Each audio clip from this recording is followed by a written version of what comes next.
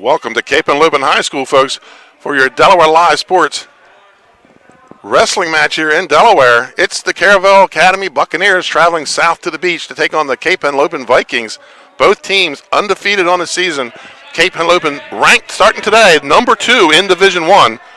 And Caravel Buccaneers, the defending Division 2 state champs, ranked number 1 in Division 2. Joining me on the broadcast today is my broadcast partner, Scott Kammerer. On the camera, Kristen Mitchell. And Scott, this Caravel team is great that they got to come to the beach. We get to see them and don't have to travel very far. But an impressive lineup and impressive team here we're going to see today.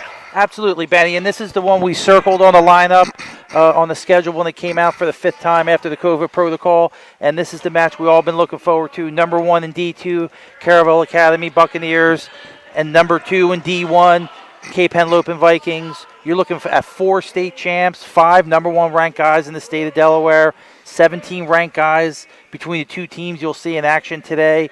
Studs everywhere, great matchups, and we're hoping that we really see some marquee matchups. One of the ones we want to talk about, Benny, is 138, number 1 Ethan Gray against number 3 Mikey Frederick. Yeah, that's going to be a battle if we get to see that. I hope we do. We have 2 matches I have as the marquee matchups for tonight. 38 Ethan Gray, the defending state champ, runner-up as a sophomore against Mikey Frederick. A guy that I think it was 3rd in the state last year for the Cape Henlopen Vikings, and he's undefeated this season. He's looking to do a little more to move up in the rankings, and tonight's a great chance to do it. And then at 152, we could possibly see number 1 versus number 2, Alex Poor, the 2-time state champ, 2-0 against C.J. Fritchman, ranked number 2 in the state, was 6th in the state last year, moving all the way up from 126 pounds. Yeah, Benny, and we're looking at those of us in the know in the wrestling, looking at the matchups. You're looking at an 8-6 split, probably favored to Caravel, 7-7 at best. For Cape Henlopen to pull this one out and make it the barn burner they want it to be, they're going to have to knock somebody off. They got to knock off a state champ. Let's go through some of this Caravel lineup as we put it up on the screen, and we'll talk about a few guys. And we'll start with 120 pounds. Your state champ is a freshman, Luke Poor, 3rd as an 8th grader. He's 2-0 on the season. He's a sophomore. At 126 pounds, they have number 2 ranked Dylan Knight, state runner-up last year. He's also 2-0. 38, we already talked about Ethan Gray, the senior, Alex Poor, the junior, and then Danley Stradley, the senior, transfer from Salesianum, state champ of 2019, and state runner-up last year in 2020. Yeah, for Cape Henlopen, you're looking at Arthur Bennett starting off 106. He's a 12th grader, 3-1. He had a big win the other night. Ronnie Mejia, he's a 9th grader, good career at Beacon. Josh Ray is a 10th grader, breaking into the breaking into the top 6. Grant Barzak, transfer from upstate New York. He's ranked number 6th. He's a 3-1 junior. Mikey Frederick, we talked about. He's ranked number 3 in the state, placed 3 at 45. He dropped down from 145 to 138, and he's looking to make a mark against Ethan Gray. Hopefully we see that match. A lot of times Caravel will bump their lineup. Right. They'll insert a 13-pounder and bump their whole lineup, right. Which when you got 4 state champs, Benny, you can do some bumping. Sometimes also bump Sakers in at 138. Yeah, so we're expecting to see some of that. Luke Bender is Cape's number 1 wrestler, ranked number 1 in the state at 145. He was 3rd at 132 last year. He's 4-0, a sophomore. And John Antonio is a well-known name in Delaware and Delaware wrestling and here at the beach. So that would be a great match we're looking forward to seeing.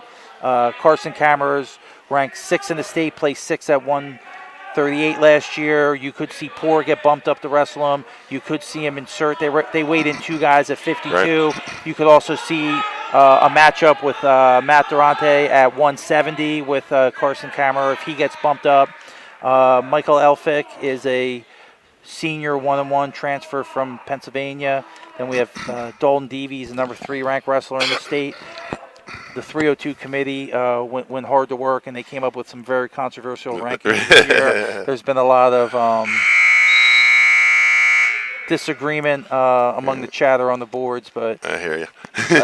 but Dalton Devies 3, Danny Stradley, and Alex Taylor. Alex Taylor's 3-1 for Cape. He's a sophomore, but you want to wrestle the best. You want to be the best. You got to wrestle the best, and I think he would look forward to a matchup with Danny Stradley, who is a finalist runner-up and a state champ, and he transferred schools. And from what we could tell, 2-0, it's more of the same. Right. It's going to be more of the same for him. And then a kid we like is Keyshawn Drumgo. He looks good. He's an athlete. We watched him play football this year, and I got to see Caravel a couple times. I got to see him live right here, and I got to see him in person. And, I mean, he's an athlete. He's the real deal, and he's only a junior. And he did do some wrestling last year, and he pops into the rankings. He can go 220. I'm assuming he's going to go 285 tonight. That's where he went on Saturday, but he pops in the rankings numbers. He was a state qualifier last year, so the match is going to start at 285. So we're going to know right away. So folks, we're going to take a quick commercial timeout, and we're going to come back with the Cape Henlopen Vikings and the Caravel Buccaneers.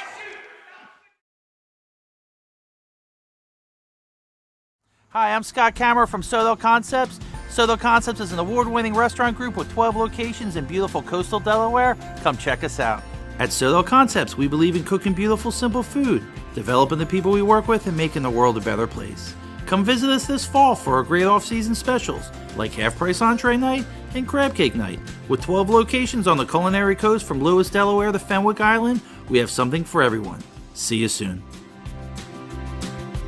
Barkley Heating and Air. Barclays can work on all brands specializing in air conditioners, gas, oil, and heat pumps. Family owned and operated with over 17 years of experience. Licensed, insured, and a multiple-year First Aid Favorites winner. Barkley Heating and Air offers 24-hour emergency service with service plans available. Customer satisfaction guaranteed. Call 302-653-5971 for a free estimate today. John and Ginger Barkley are looking forward to serving the community. Find them on the web at barkleyheatingandair.com. Barkley Heating.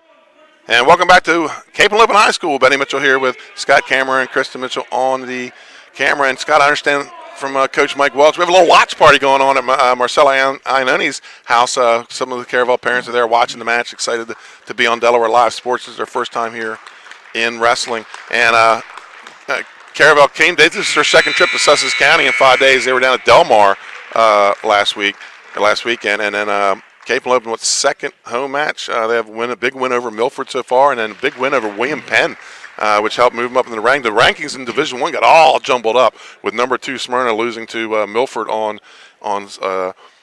Saturday. But Scott, we didn't get to stream, but we got to watch the Caesar Rodney Milford match, and I got to stream the Milford Caesar Rodney match or Milford Smyrna match, and the teams down here in Division I are just tight. Every match we've had so far has been a 7-7 split. It came down to bonus points. But you remarked while we were watching the match that Caesar Rodney came in with a purpose against Milford. I thought Milford just kind of turned around and did the same thing on Saturday.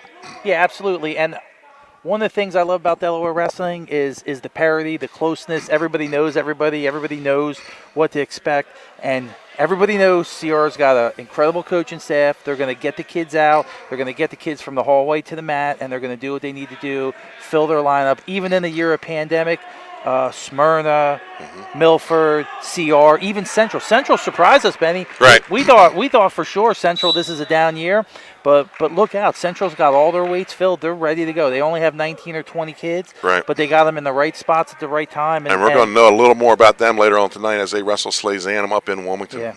And Slazanum impressed us. We did Slazanum and CR, right, and as a Cape guy, we all know how I feel about Slazanum. Well, you got the big Sally's Cape we got lacrosse the big Sally's rivalry. Lacrosse. Yeah. So for me to say Cam's got those kids working hard, in good shape. They looked like they were ready to wrestle. They looked tough, and honestly, they looked interchangeable to me. They had some kids that I was super impressed, and I would love to see a matchup between Cape and Sally's, number 1 and number 2 in D2 this year.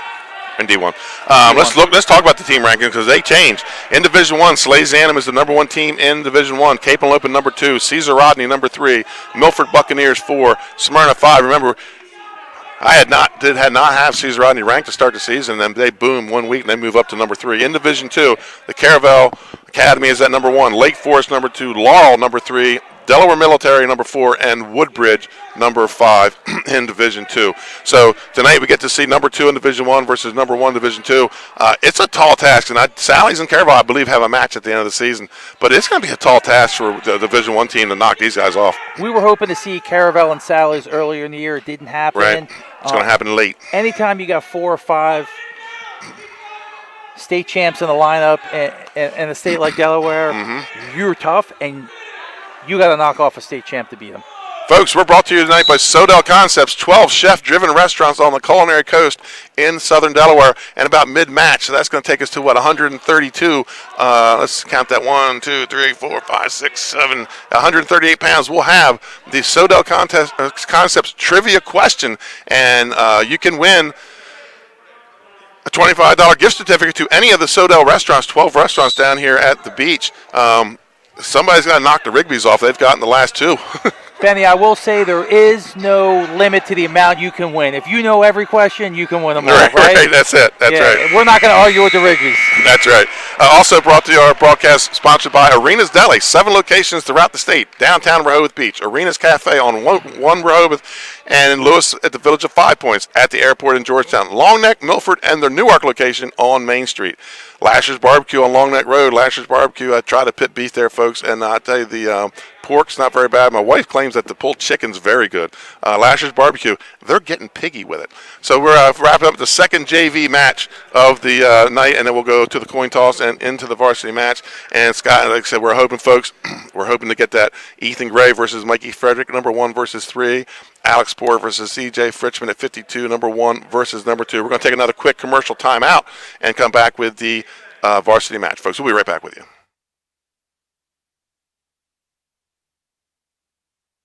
Hi, I'm Scott Kammerer from Sodell Concepts. Today we're at Crust and Craft in Rehoboth Beach, Delaware. Come check us out.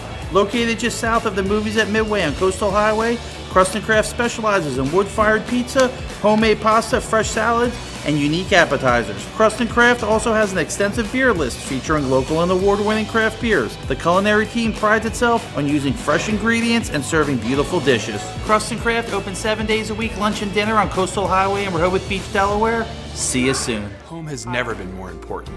Today our homes serve us in more ways than ever before. Our experienced Capstone Homes team can help you design and build a home for you and your family. We offer an amazing new home experience that earned us the Sussex County Custom Home Builder of the Year award. At Capstone Homes, you get a fully custom home with in-house drafting, design, customer care, and quality craftsmanship for an amazing value.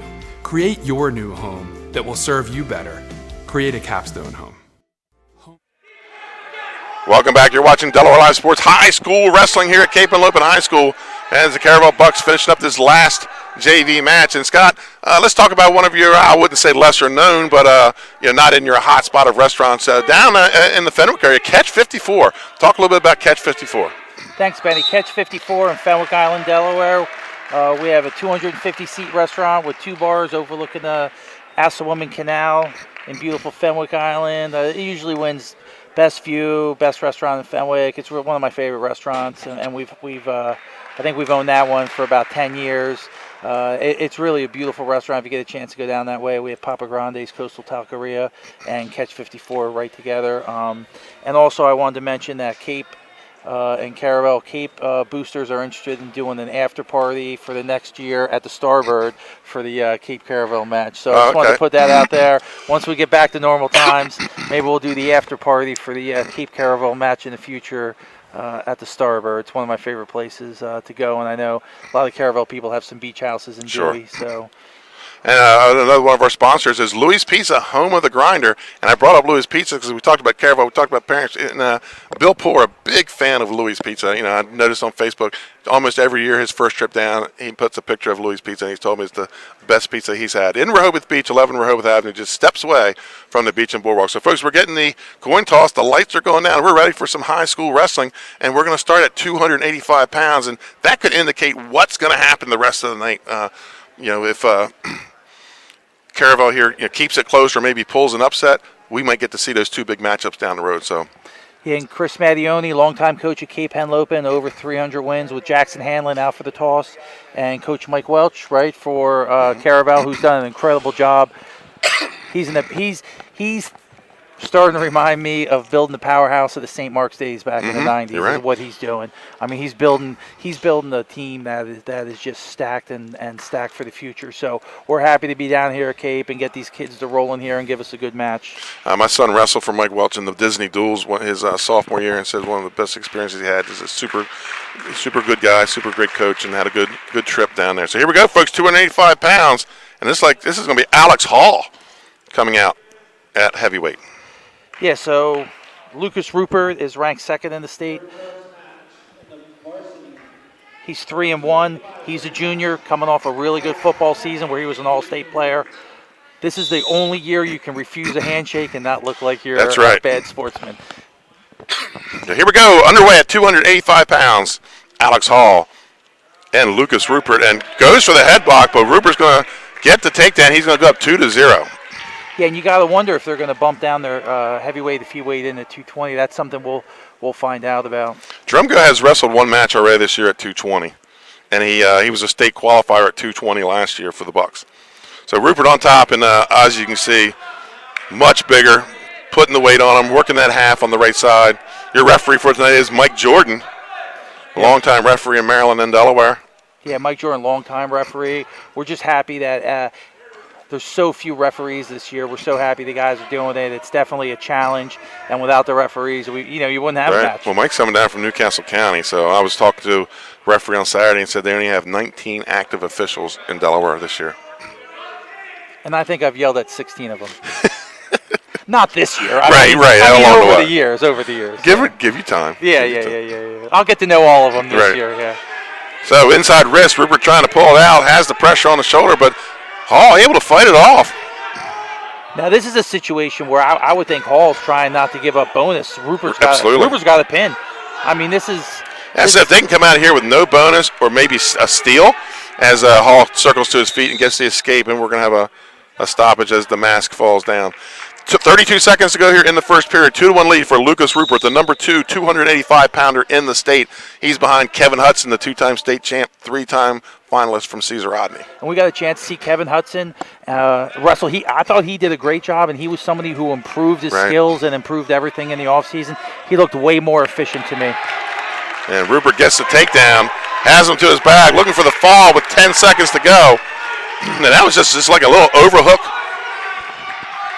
I wouldn't even call it a throw. He just kind of pushed him to the mat, and a reversal, 3 back, and a reversal by Hall. Penny, you're looking at a lot of action for heavyweight. Yes, you are. A lot of action. These are two super athletic guys, and they're leaving it all on the mat. They're coming down here, and they're ready to scrap it up and throw each other around, try and score some points. For those who haven't seen any wrestling this year, at the end of each period, there is a mass break, and that's what we have here, a mass break at 285 pounds after the first period. 2 minutes back on the clock, so Rupert leads 7-3. And we talked about the job Hudson did. How about the Quokka kid from Sally's that kept it to a decision against him? Yeah, he did a great job. And Benny, we're looking at Coach Matt Gravier, who's the Cape Henlopen heavyweight coach, 1999 state champ for Cape Henlopen. And like a lot of wrestlers here in Delaware, he's giving back. He's a riverboat pilot. He's here working out and helping the kids out. So that's something that's really good and exciting to see. Second period underway with Rupert in the bottom position. He leads 7-3, rises to his feet, but taken right back to his hands and knees by Hall. And Hall, if he wants to stay tight in this match, and they're going to call locked hands on that. That was pretty close. Benny, Just keep them locked now. I think you're contractually obligated not to complain about locked hands. Not complaining, but wow, that was kind of... I'm not one to gossip, but that was a terrible call. Nah, I'm kidding. Rupert gets the escape, and 2 for the reversal, and goes up 10-3. And Hall's definitely in a situation where he's probably outgunned a little, and he's going hard and going after it. He is not backing down. Well, I imagine Rupert's probably dropping a little bit of weight to get to 285 because he was close to 300 during football season. Got the arm across the chest. Minute to go here in the second period. Rupert with a 10-3 lead.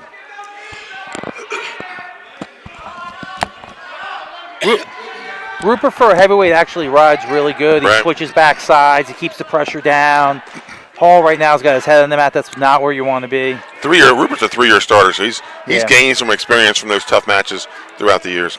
Yeah, and he's had some real battles through the years with some of the top heavyweights in Delaware. And he's wrestled out of state quite a bit and does some year-round training also. He was a part of that big offensive line for the Cape and Lopen Vikings this year. And we're going to stall call on bottom. Rupert looking power half. Get out to the side, crank it over. He's letting the pressure off Hall a little bit here and giving Hall a chance to get up. Yeah, and that's a case where you might want to keep the weight on top and start getting the turn before you step off, because Hall was able to get back to his knees and fight off the attempt. And we're with 10 seconds to go here in the second period. 10-3 lead for Lucas Rupert. This is the first time I've been able to watch the Caravel coaches in the duel. They're very under control, very well organized. They have a heavyweight coach also. It looks like they're super positive, so it's good to see. So Coach Mattioni coming to the, I guess he wanted the escape. So we go to our second match break here in the first match of the night, 285 pounds. Folks, on the scoreboard in the lower left-hand corner of your screen, the actual match score of the match on the map, that is your score to the right. To the left of the two team logos, that is your team score that we'll keep updated through the night. So team score to the left and the match score to the right. And we get ready to go to the third period. And Rupert has the 10-3 lead. Caravel has choice, and they're going to take neutral. Probably not a bad decision. Hey, listen, if I got ridden out for 2 minutes by Rupert, I'm taking neutral. That's a lot of body. I ain't taking bottom, I can tell you that. Rupert trying to put him under. Hall doing a good job keeping that head under the chin in his chest, and just a throw by Rupert, and Hall goes down, makes it a 12-3 match, and he's built his major decision. That was a throw by. I mean, he threw his whole body by. Now Hall's fighting it off, man. I mean, he calls potentially dangerous. I could see the armpit from behind. I was saying the same thing. That's the one. If you're the mom in the stands, you're coming out throwing your shoe. And the dad screaming, watch the arm, watch the shoulder. Yeah. So minute 32 on the restart, 12-3 lead. If we were at Central, they'd be booing right now. Right. One of the interesting things about wrestling in COVID days is the socially distanced cheerleaders. Yeah, that's cool. Yeah.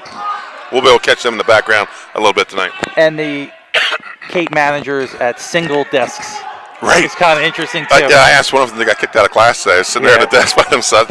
She didn't get my joke. They were like, pipe down, old man. Right. Minute to go here in the third period. 12-3 lead for Lucas Rupert's got the power half on the left side. Hall putting up a great fight on bottom, just not going. He does have one stall on it. Here's your second one. This time it's a point, so it's a 13-3 lead for Lucas Rupert.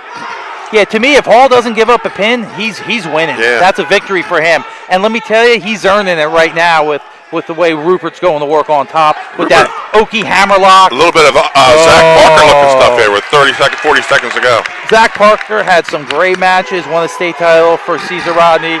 He and Thomas Dodd had some really great matches. They traded, which they were just incredible matches. Right. So what's Lucas need to do here to finish him off? He's got to get back chest to chest and put the weight on, lift the arm up off the mat. 20 seconds to go here in the match. And Hall just got to keep doing what he's doing. Keep that elbow under you. Oh man! And gets the pin with 10 seconds to go. So the Vikings, they get what they needed in the first match of the night, and they go up 6-0. Hey, no shame in Hall. Lay it all on the line for his team. I mean, he went out there. He was outgunned a little bit, but he gave it his all. His teammates congratulate him. And Benny, this is one of the most interesting things. You know, those of us that are old always remember starting at 6, ending at 285. Right. When they wrap back around, goes from heavyweight to makes it interesting. 6. It makes it really interesting, and the dichotomy between the body styles is pretty amazing. So here we are, Arthur Bennett. Cape Henlopen's 106. He's a 12th grader, 3-1. It's Eddie Radecki, the 8th grader. It's the second 8th grader we've gotten to see this year in the varsity lineup. Yeah, Eddie Radecki, middle school state champ. He's an 8th grader, 2-0. We saw another 8th grader earlier in the year, Trevor Copes, who won a couple conference titles, Henlopen conference titles. He's wrestling for Milford. Radecki gets a takedown right away. And for the fans out there, the rule in Delaware is if your school has a varsity and a middle school combined, you can wrestle. If you're under the same administration. Same administration, you can compete. So 2-1 lead as Radecki gives them the free release. Radecki and Copes actually wrestled, I believe, in the 6th grade. I think it was a 1-point match. It was a 1-0 or a 2-1 or 2-0 match. Can't remember Radecki getting the win in that match. So 2 longtime youth wrestlers getting an early start to their varsity career. There's a takedown for Radecki. Yeah, and Caravel's definitely favored in this. Is probably looking for bonus. Coach Welch is definitely thinking bonus here. And he's got the cradle. He's getting the counts. Minute 20. Not very close it is in the match there, Scott. Radecki's going to look for the fall here and get his Bucks back in the match.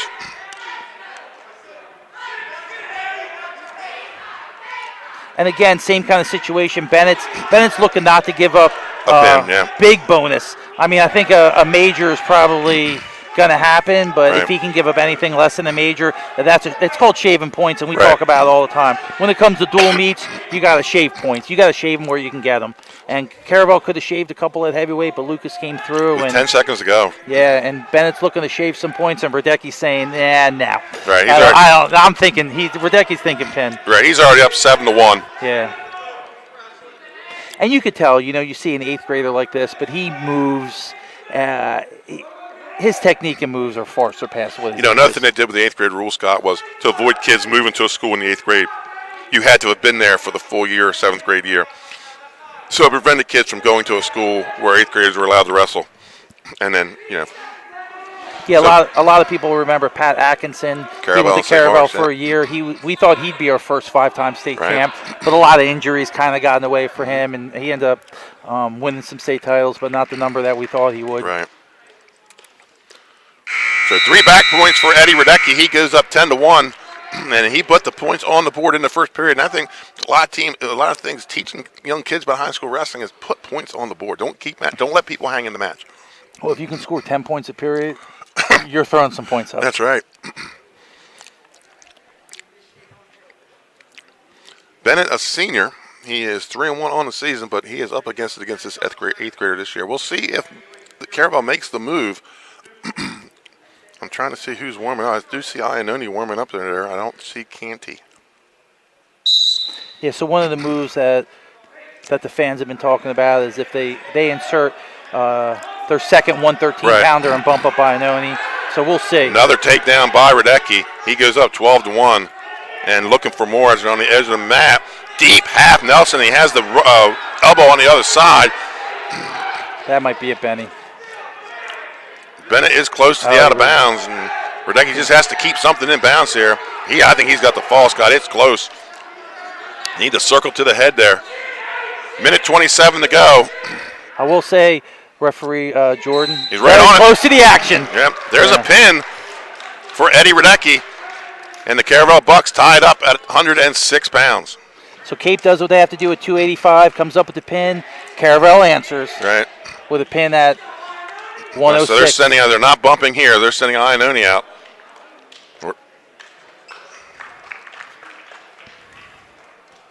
So here we go. Looks like Ronnie Mejia, 9th grader, 2-2 for Cape Henlopen, is wrestling Marcello Iannone. He's a 9th grader, 2-0, state qualifier last year. All-around great kid. We got to know him a little bit because he's down here for the summer in Dewey Beach. But this is a match we're looking forward to. I think Iannone last year as an 8th grader had a really good season, and Mejia's trying to do something similar to what he did last year. Here we go, 113 pounds underway. Your team scores 6-6 early between the number 1 ranked in Division II Caravel Buccaneers and the number 2 ranked in Division I Cape Henlopen Vikings. We're at the beach, folks. For those not familiar with 2 teams, Cape Henlopen in the navy blue and Columbia blue, Caravel in the white gray with the burgundy trim. And Benny, looking at Caravel's coaching staff, they're stacked, man. I mean, they have some excellent wrestlers and former Delaware State champs over there. See Jordan Ciani. Right, 3-timer. 3-timer. Mike Welch is a 2-timer. Mike Welch. Shot by Mejia. Go behind by Iannone. Is he going to get to he gets to the leg. Now he's going to cut across to a double. Minute to go in the period. And looking to go maybe Merkel or headlock here. He's got to get the leg in. He's got to be careful of the Peterson. And there's a takedown for Iannone as he goes up 2-0. Yeah, and this is a match that's definitely favored Caravel, and it remains to be seen what kind of extra points they could pick up here. Coach Welch is probably thinking pick up some points here. I'm thinking I had this coming in as I had it shaded Caravel because I wasn't quite sure who was going to come out. Mejia, I thought did a good job against Copes. Even though Copes only in 8th grade, everybody knows the kind of wrestler he is. And Mejia keeps it to a decision, a 5-0 decision, or 5-1, I believe. I can't. Yeah. But he kept the match close. As Copes is a kid that can put points on the board too. Mejia just did a good job of keeping his distance and not giving up any backs in that match. Oh. The boots go in for Iannone. Half on the left side, boot on the right.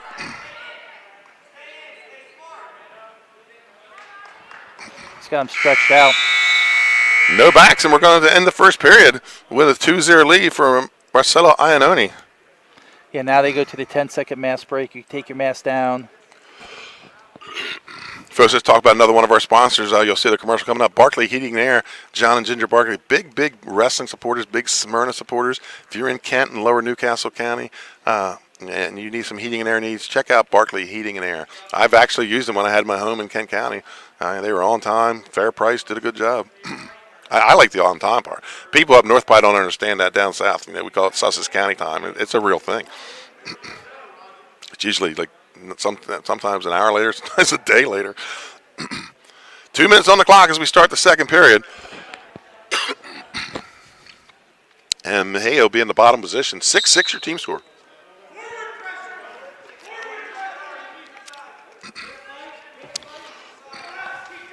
So Mejia able to rise up to 1 foot. Iannone gets the boot in.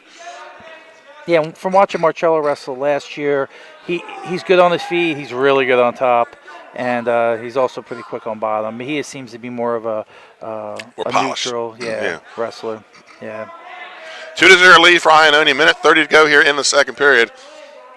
And I want to thank the Iannone family. They have the watch party going on up there in Newcastle County. I want to thank all the people watching the match here today on Delaware Live Sports. And there goes the count as he cross faces it over with the figure 4 on the near leg. Yeah, one of the things that happens, you got 4 or 5 studs in the room. All of a sudden, the guys above them and below them start to get, and the guys in between them. God forbid if you're in between them. We talked about it when we were coaching baseball, Scott. We're talking about the key to winning and making teams good is not coaching towards the A kids. It's always coaching towards the BC kids. Make the C kid a B kid, the B kid an A kid, and that's where you get success in any kind of type of sport. And that's kind of what's happening here is those second level guys for Caravel having to bang with the state champs makes everybody better. Yeah, and as a former DNF child myself, I can really appreciate that, being in that situation. Right. 5-0 lead for Marcelo Iannone. 46.9 seconds to go here in the second period. The last time the Caravel Bucks were in this gym, they had a pretty good night with 4 state champs and 6 state finalists. So we're hoping to have the state tournament here again at Cape Henlopen. I think it looks good to me. I think that hopefully it's something that they get all the details worked out. So we're going to be excited to see that again here at Cape, and plenty of room, plenty of social distancing. Almost takes the bar. It looked like he was going to take, I call it a little reverse bar, but unable to get him. This time he puts him back in a little ride, has a bar on the left side. 15 seconds to go in the period. Kids are almost starting to do that modified kind of assassin thing. Right. That Askren did so much. Mm-hmm. And you see this more with almost a high 4. Yeah, he's got his high 4 on the other leg. Yeah. So that takes us to the third period here at 113 pounds. Iannone with the 5-0 lead. As we move to the third period, take the quick mask break. And I found out, Scott, talking to Joe Laboza, there was some question as to whether or not there is a mask break between the third period and overtime, and there is. There is a mask break between overtime and the start of between the third period and the start of overtime. There is no mask break for the twin 30s. You get one at the end of the twin 30s. It's been one of the most interesting things. When you need it the most, right? Yeah. Well, I need it every time personally, right. But one of the most interesting things is it's really cut down on injury time. Yeah. What's that tell you? Right, exactly. Yeah, is that the whirly bird? Right. I was right all these years complaining that the kids were calling timeout when they really weren't hurt. They were Right. just tired. And now that you get the break after the period, kids seem to they're not calling injury time during the match unless they really are injured. It's interesting. Ione goes top again. So they may be looking for a pin here at 113 pounds. He's good on top. I've watched him wrestle a lot. He's tough on top. And we are going to have blood time. And I've always said this is what makes wrestling the toughest sport. It's any sport that has blood time written into the rule book. So, folks, we're going to take a quick commercial time out while we have blood time here. And we'll be right back with the Caravel Buccaneers and the Cape Henlopen Vikings.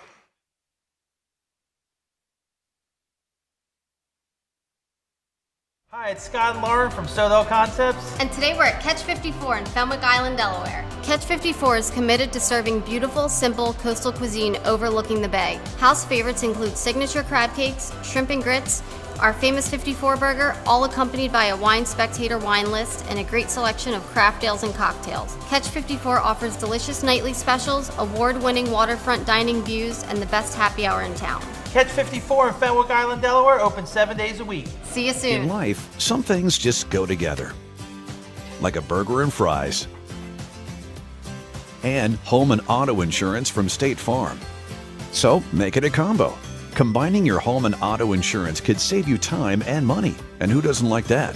Just call State Farm agent Juwan Johnson and find out how you could start saving today. It's just another way we're here to help life go right.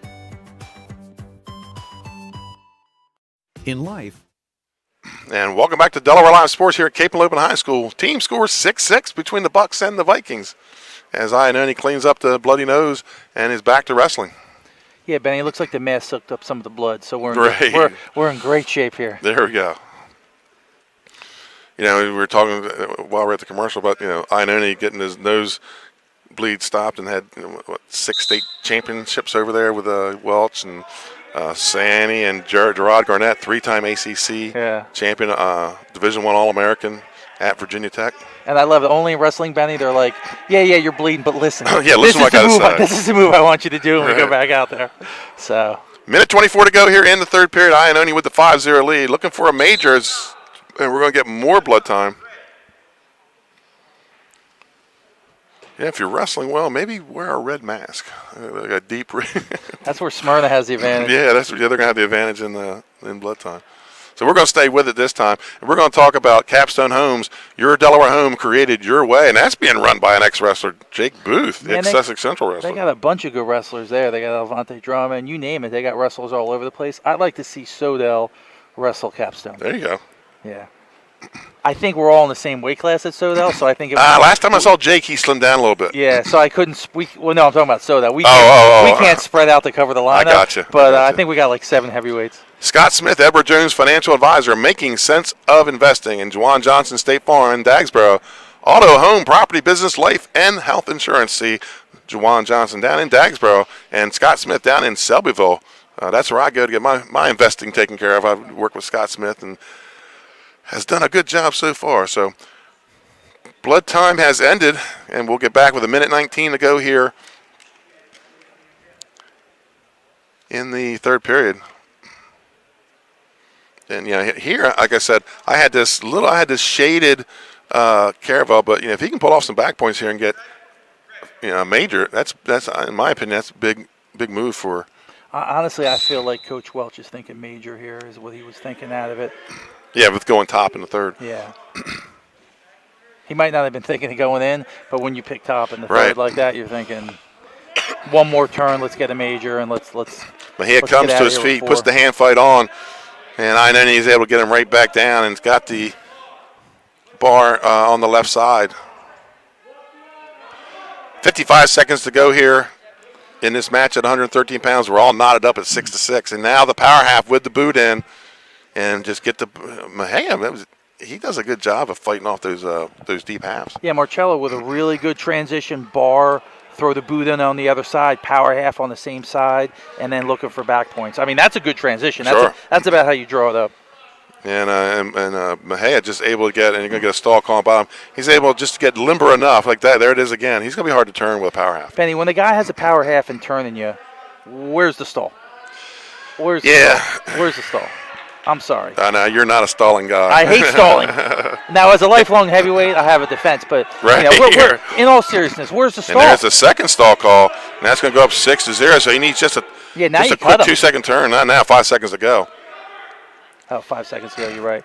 Is he going to get it? I don't think he's going to get it. That's going to be a 6-0 win for Marcelo Iannone, and the Bucks are going to go up 9-6. Yeah, great match by Marcello. And Mejia didn't give up the bonus at the end, almost. It looks like they're going to send Poor out. Let's see if this is Luke Poor. What do you think about the no handshake after they wrestled? I guess I don't get it. I don't get it either. All right, here we go. Luke Poor, defending state champ, #1 ranked in the Delaware Live Sports ranking, just came out today. He's a 10th grader, 2-0. He's wrestling Josh Wright, a 10th grader who's 1-2. He was a state qualifier last year and moved up from 113 to 120. And we're going to be cleaning some blood up on the mat. Yeah, this would be a match where I think Caravel has to be going for bonus. So we might get to see those two big matchups later on tonight, Scott, that we talked about as they didn't make the move like we thought could happen at 113. So here we go, underway at 120 pounds. Poor right away, quick takedown, just 8 seconds into the match, and a locked hands.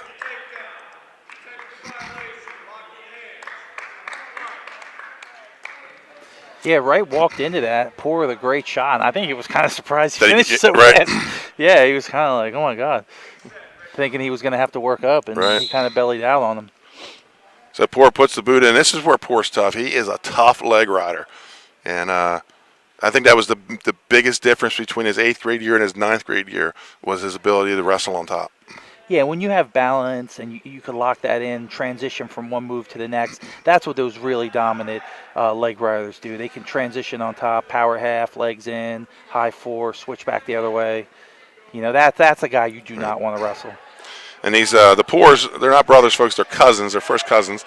And I tell you, Scott, everywhere I go in wrestling, they seem to be there. They've even come down and practiced with us before down here in Sussex County and have wrestled some dual tournaments with me. And these are two hard-working kids, these two the Poor cousins. Absolutely. We saw them over the summer at Milford. I think it was last year.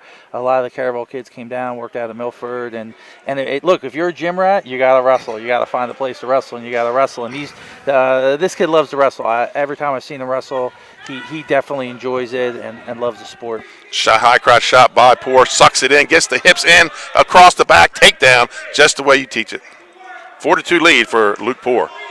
Yeah, so what you're probably going to look for is he's going to try and at least build up to 8, and then he's getting the swipes here, and 30 seconds to go, so he's going to get his count and then maybe step across for the pin and see what Mike Jordan is holding there. Like he's holding 2. What do you got, 2 and 2? No, I think he had the 2 locked in. So there's the 3 back, and the 2 reversal.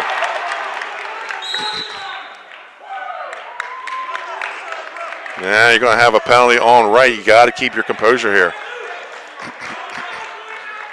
8 seconds to go. And we've seen what Caravel can do with less than 10 seconds on the clock in the state finals last year. That was probably one of the better state finals we've seen when Poor did the forward roll and then the takedown duck under in the final. And then he cuts and scores with under 8 seconds. So here we go, 9-4, Benny, going into the second period. Caravel up 9-6 over the Vikings. We're at 120. Referee Mike Jordan telling both wrestlers to settle down. We're going to wrestle. We're not going to brawl. Yeah, and he also gave the announcers table from Delaware Live a dirty look, saying, "You guys better keep it down yourselves over here." It's a quiet gym. I can hear what you're saying, right? Chris, you better not be messing around with that camera. Referee Jordan said, "You guys are. This is your last warning for Delaware Live." Do I get to take the equipment with me, or I have to come back in later? We're leaving anyway, Benny. We're out of here anyway. We'll just leave the camera. Yeah, we'll leave everything. Wide, right? Yeah, see you later. 2 minutes to go. Here we are in the second period. Or 2 minutes on the board, excuse me. Luke Poor with a 9-4 lead in the top position. And it looked like Scott, where he got his backs, he maybe rushed to go for the pin, and And that's where Ray was able to go behind, pick him up, and return him to the mat. Yeah, that's why sometimes, you got to wear the guy down a little bit Right. more to get your pin, especially when the kid's game. He's in his home gym. It's Right. a big match. The adrenaline kicks in. And looking for a near side cradle here is Poor. I like that transition, too. Right. I mean, that's it looks like he broke the grip. Got to get down behind that knee joint. Yeah. Kinda Sometimes. hard. And he does. Yeah. I was going to say you drop down and then jack it up. Oh, he's going to cover over top here. Minute 15 to go. That's a long time. In the cradle, near side cradle. Now Poor's going to throw the weight on top of it. These are the nightmares you have after you stop wrestling. Right. Dead center, middle of the mat, tight cradle. Folks, at the end of the night, we'll have a Henlopen hammer of the night, and he gets the pin. Does Luke Poor, and the Bucks go up 15-6. And this is kind of what we thought they could do, and now we're going to get to go up to their state runner-up last year, Dylan Knight. Yeah, Dylan Knight had a great match last year in the finals with Jack Toady, who we got to see a couple times already this year, Benny. Dylan Knight came up in the youth wrestling. He's a kid we saw all the time. Smyrna kid, yeah. He won a ton of matches, youth coming up, and a huge pickup for Caravel. He's had a great career so far. And he's wrestling a transfer from New York, Grand Barchak, who's really been a great improvement to the Cape team, and kids really like him, and they're happy he's here. He is probably telling his friends back home, I'm sixth. Right. I broke into the rankings. That's right. Yeah. 15-6 lead for the Caravel Buccaneers. We're at 126 pounds with the Russian. I'm sorry, you like to call it the 2-on-1. Oh, don't ever give the Russians credit for anything, Benny. 2-on-1. That's a 2-on-1. Folks, nobody that don't know my broadcast partner, Scott Kammerer, former New Jersey heavyweight state champ, wrestled at Lock Haven, and now in the restaurant business. And I guess, if you want people to eat your food, you got to be a 285-pounder, right? Yeah. Never trust a skinny chef. That, absolutely.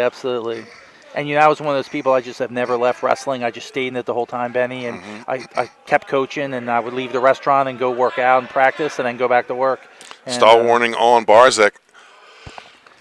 The only thing I'd say is in 25 years, I've remained the 5th assistant at Cape, and I've never gotten a promotion. There you go. But or a raise. Yeah, I don't think I ever got paid. 52 seconds to go here in the first period at 126 pounds.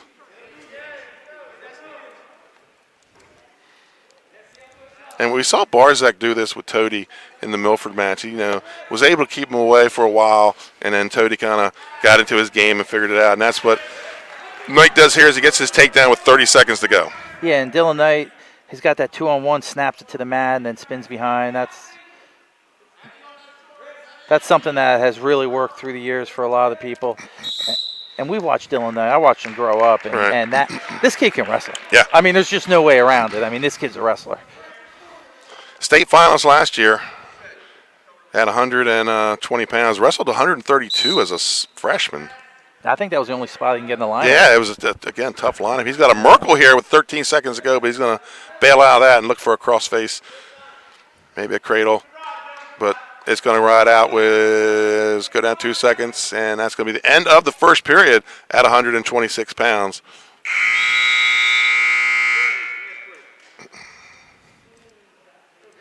Another guy I talked to is watching tonight's got another great wrestler, 2-time Pennsylvania state champ, Bloomsburg, Tim Casey. Hey, Bloom?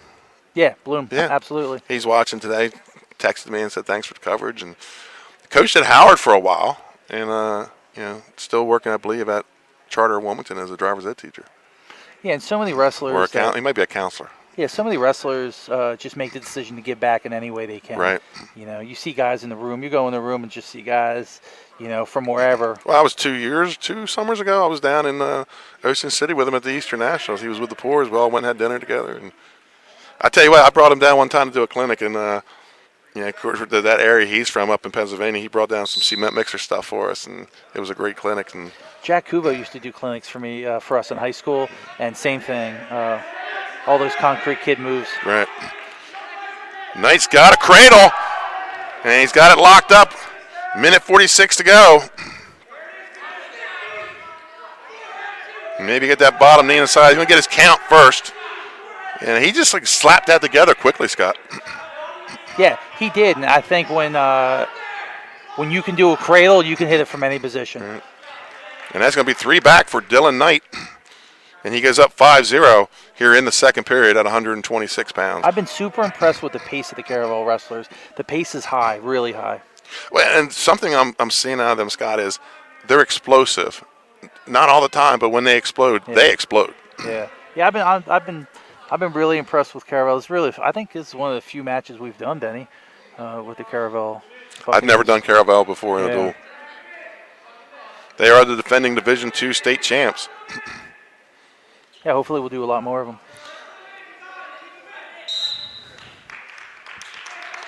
Out of bounds with 50 seconds to go here in the second period. Knight with a 5-0 lead. Bucks with a 15-6 lead in the duel.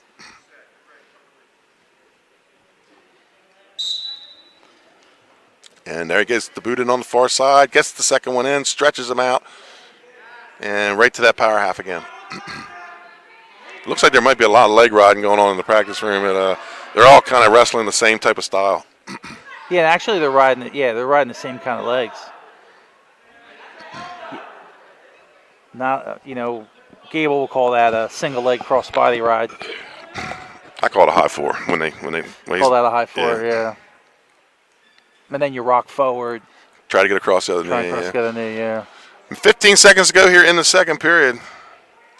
And there's a bottom stall, and I think that's his second one, so that's going to be a point for Knight as he goes up 6-0, looking to run a bar on the left side. I just feel like you need to know the situation. If the kid's getting overpowered, why are you going to go? Well, that is in the rules. So yeah, it's we're going to move to the third period, and we're going to talk about Active Pest Solution, specializing in ants, termites, wildlife management, locally owned and operated since 2000. Not far from here. It's like right down the street, isn't it? Yeah, another locally owned, really successful business.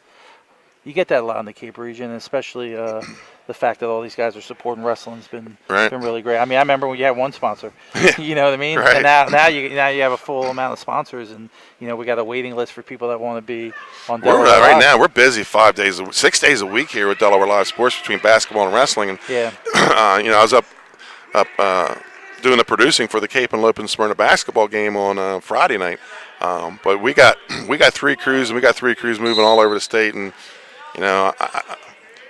thinking that maybe people are going to find more value in what we are bringing to the community. Yeah, I think hyper-local news is really what it's all about. Who wants to hear about national stuff or watch national stuff? Well, you read USA Today, right? I'm not. I'm saying that. But listen, the local kids doing a good job and fighting through this pandemic. And playing sports. Shot by Dylan Knight gets to take that and the major. Well, on our Facebook page yesterday and all our social media, Instagram, they had the one big play yesterday in the NFC Championship game with Savage and Godwin on the pass play, and we put it up. Savage is a Caravel kid. He is a Caravel kid, yeah. He was, I think, born and then came up in the youth program in Seaford. Oh, his dad, his father was a football player at Seaford. Yeah, and then he played at Caravel. And, of course, Goodwin's a Middletown kid. Right. I think Savage was guarding Goodwin a little bit. On that play. On that play, yeah. 2 back for Knight. He goes up 11-0. Yeah. Poor and Knight have super impressed me on top. And then, of course, Marcello was really tough on top, too. And let me tell you, that's how college wrestlers wrestle, Benny. Mm-hmm. You see mostly high school kids wrestling on their feet, take down, let them up, take down, let them up. I will say this Caravel team, they look like college wrestlers to me. They're wrestling like college wrestlers. I think a lot of these guys, I know the Poors have. Sheldon Thomas told me one time that wrestling's not about being on your feet. Wrestling, especially at the college level, is about being able to ride people. Yeah. And not get ridden. Right. Yeah, absolutely. It's all about being on the mat. Yeah. So to me, Sheldon does a great job training kids throughout the state of Delaware. Well, Sheldon would know what college wrestling is all about. You think? Yeah. Clarion alum. Yeah, he was a national champ and 3-time All-American. Yeah, I think he won it in '96. Yeah, he won in '96. And going to get quick 3 more back here. He's going to get the major decision. Going for the fall. 5 seconds to go here. Looking for the fall with the cradle. And not going to get it, but he's going to get the 14-0 major decision. Is Dylan Knight. And remember we talked about, Scott, how they're just explosive. Yeah, and that's the thing. The Cape Henlopen wrestler, he shaved a point, Right. 2 points really, right there by not giving up the tech or the fall. 14-0. Listen, when you're the winning coach, 14-0's the last thing you want to see. Right. I mean, it's good. Don't get me wrong, but you want to see 15 or a pin because 14 is just a big major. Right. So we're going to move to 132 pounds. This is going to be an interesting match, Scott, in the form of two guys that this is a toss-up. I had this as a toss-up coming in. Kling, a very and much improved wrestler. Yeah, Kling looks like he's been in the weight room to me. Yeah, number 5 in the state at 132 pounds. He's up against Brian Garcia, who won the unofficial JV state championship last year up at Polytech. And we're underway at 132 with the Caravel Bucks leading 19-6. Yeah, Kling was a state qualifier last year, and just looking at him right here, he looks like he really improved.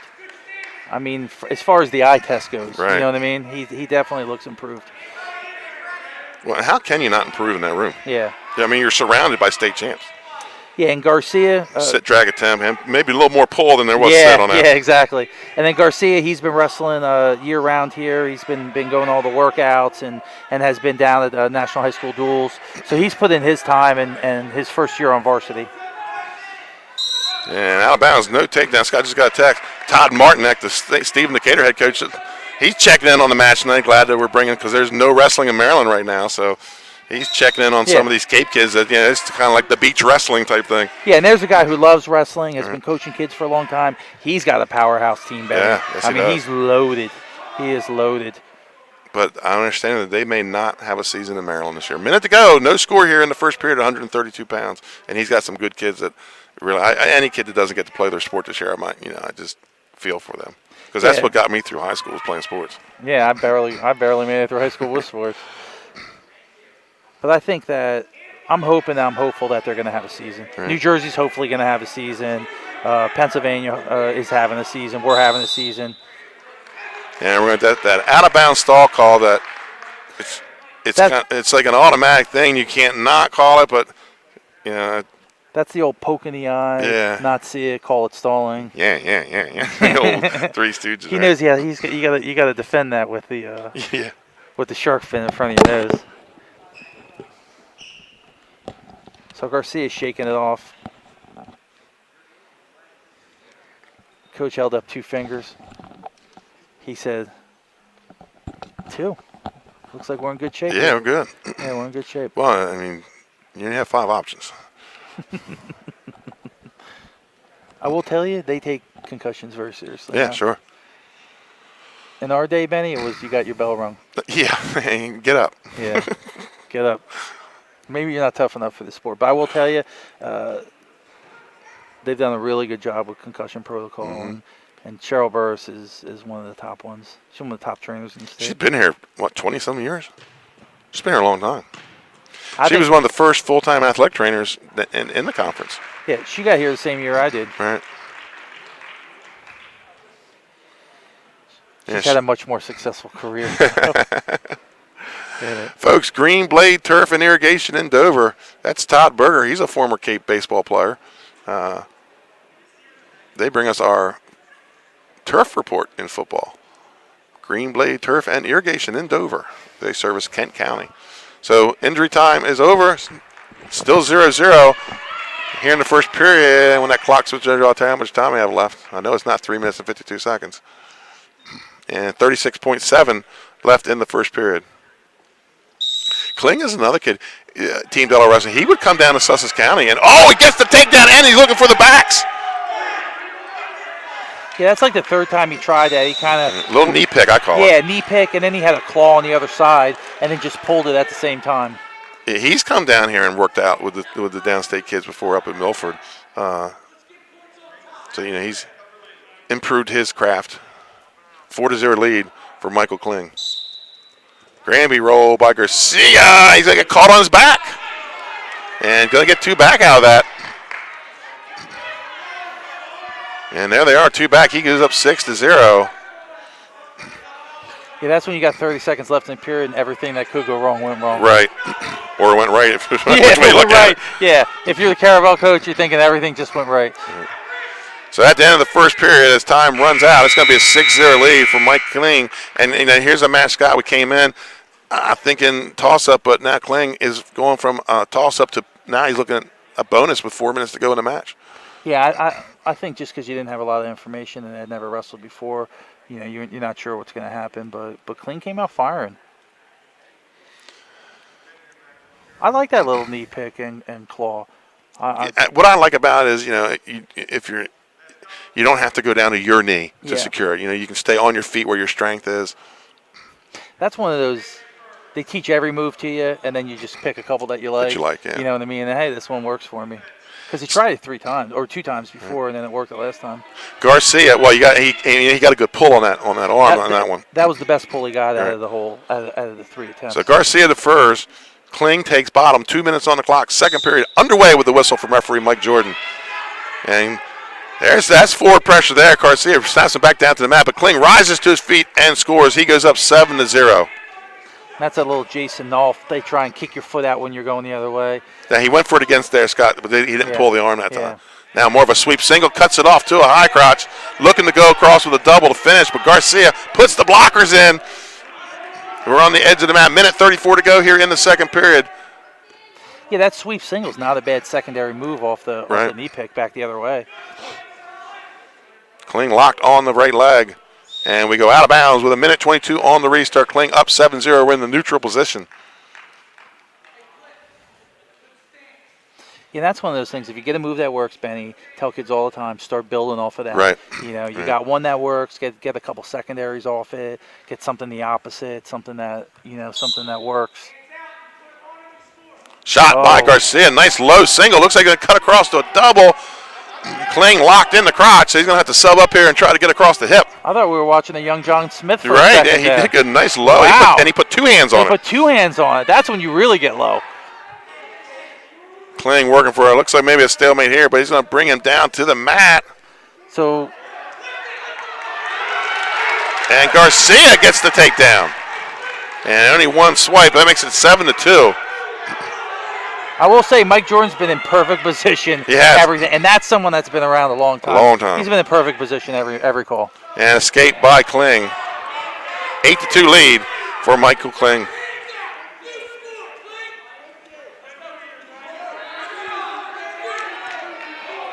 Garcia with that. Well, he's starting after he feels the success. Yeah, he's getting a little more active now. And a shot, back leg shot by Kling. Oh no. Benny, what do you think? Somebody's got to get the shoulder up. There it is. I think it was a right move down 8-2. He just couldn't get across. Listen, when you get stuck in a gator roll, that's not the best feeling in the world. And that was the teeter-totter gator roll. Which way is that going to go? Yeah. When you're looking straight up doing a gator roll, that ain't great. Kling up 10-2 with 1 second left, and we're going to go to the third period. So Garcia not backing down to the number 5th ranked wrestler in the state.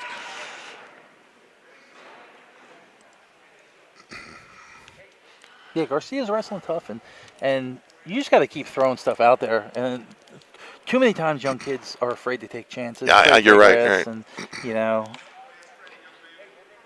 Coach Mattioni's imploring them solid technique.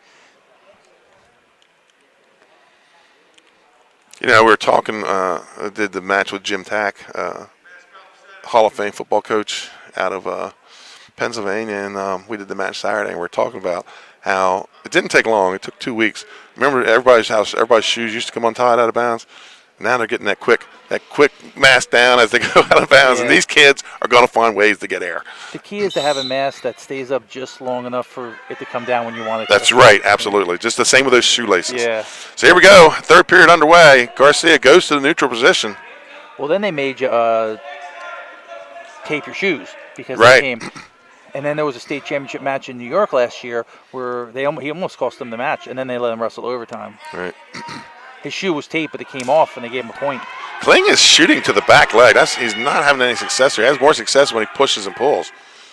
Yeah, and Garcia with a straight ahead, no setup double. Right. That he's able to get the head-hands defense go behind. 12-2 lead for Michael Kling. Ranked 5th in the state at 132 pounds. Once you get over middle school, the straight ahead double, head down, no setup. Unless you're coming north and with a blast double, you're right. Unless you're Jordan Burroughs. Right. That ain't working. Alex Mead had some pretty good blast doubles back in the day. You know, and now we're going to go back with Jamel Jones. Yeah. Had the best double. Testa had a good one, too. I think John Testa did. All right. 56 seconds to go here in the third period. At 132 pounds, the Bucks lead the duel 19-6. And Kling right now has a major if he can hold with the final 50 seconds. You know who else I saw do a great blast double, a big guy, was Marcel Robeson. Who was Right. I think he was a four-time finalist. He might have been Four-time. Four-time finalist. Four-time. The only one. Yeah. Any four-time He was a runner-up? four-time runner-up. Right. He just had the misfortune of going up against some really good Studs. guys. Yeah, studs. And he couldn't cut. Where was he going to go? Yeah, right. Yeah. Quick chop and knee up the butt by Kling, and he gets Garcia back down to his chest. And I tell you, tonight, you don't want him to stay on your chest long. You're going to get hit with a stall warning, and we've seen several going both ways, so you can't complain. You don't want to get turned with a bar because you'll get hit with stalling while you're getting turned. Oh, bar tilt. Gets the count. And gets the 3, but gives up 2. So a little sloppy. You got to keep the wrist, the cross wrist on that, and just pop your head and roll through. 14 seconds to go. Holds the major decision, does Kling, with 10 seconds to go as a 14-4 lead. That cross wrist bar tilt that Spencer Lee has really perfected on the college level. Here we go, Garcia with a turn, leading the match. And not going to get the swipe, so the Bucks add 4 more. They go up 23-6. So they're on a 5-match win streak.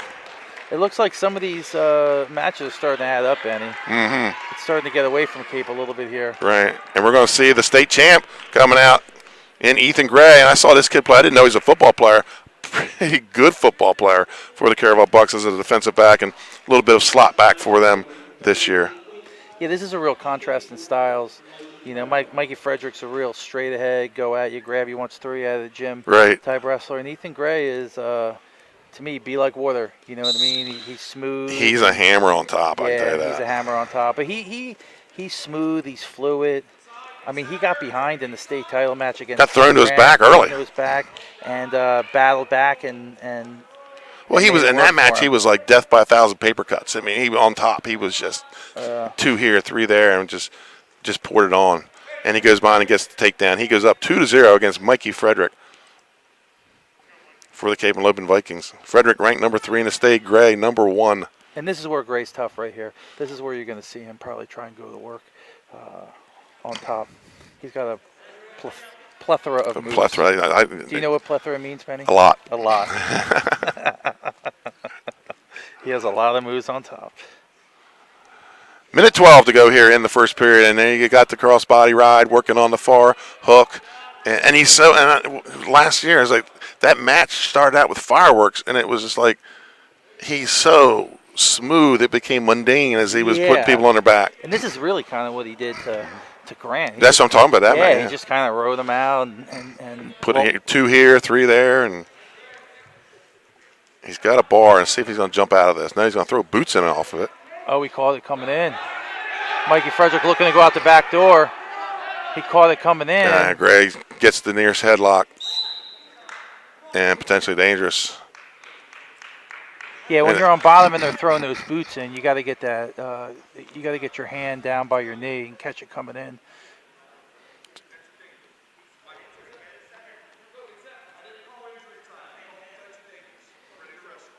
Okay, so Frederick back to the center, down 2-0. Yeah, and even like Gray, even when he makes a mistake, boom, he's right back in and is able to get that to a potentially dangerous as he locks up the near side. And that's kind of like Matt Cathell type stuff. That tight. God, I love watching Matt Cathell wrestle. So here, Frederick's looking to try and catch that leg coming in again. He's guarding, trying to get hand control with his hip down. Folks, coming up at the mass break, it's the Soto Concepts trivia question. Don't say mass break ever again. Okay, I'm sorry.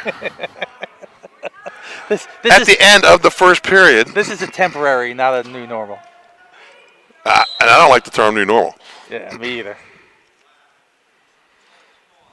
So another potentially dangerous 1.2 seconds left. And we're going to move to the second period. And it's time for the trivia question. So, folks, remember the answer has to go in the chat log. Don't text me. Don't email me. Don't call me. It's as teammates, they won individual state titles together, then later won a team dual state championship as coaches.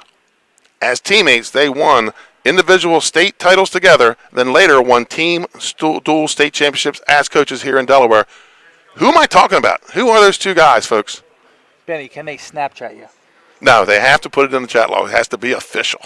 Can't tweet it out. No, can't tweet it. Can't tweet on Twitter. It's got to be official. It's got to be in there. Yeah. Huh, that's a tough one. They both won state titles. At the same time. At the same time, they were same teammates. year, teammates.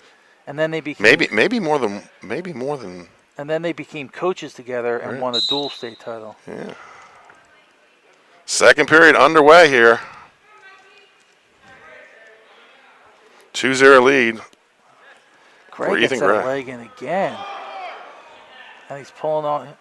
I think he's looking bar, power half. And he's got the bar and the boots in. Minute 38 to go. Number 1 versus number 3 here in the state of Delaware at 138 pounds. One of our feature matchups for tonight. Now he's high, but he's not really. Yeah, but he's got a lot of pressure going on here. Gets a one swipe. But he's high, but he's got the bar. Right. Oh my, this is a mess. Looks like he's on his I don't even think this has a name. Well, looks like he had the legs in. It's basically a double arm bar with the legs thrown. It could be half a leg cradle. That's just like being funky. Under a minute to go here. He's trying to slide his arm out and get. Well, he's got the cross wrist on the. Yeah. That's a long time to be there for 50 seconds. He's got to be careful he doesn't scissor the head. Right. I think his feet touched. Well, they're just telling him stay still. Yeah, that's what I would say too. And now he's readjusting. This is like getting caught by Python.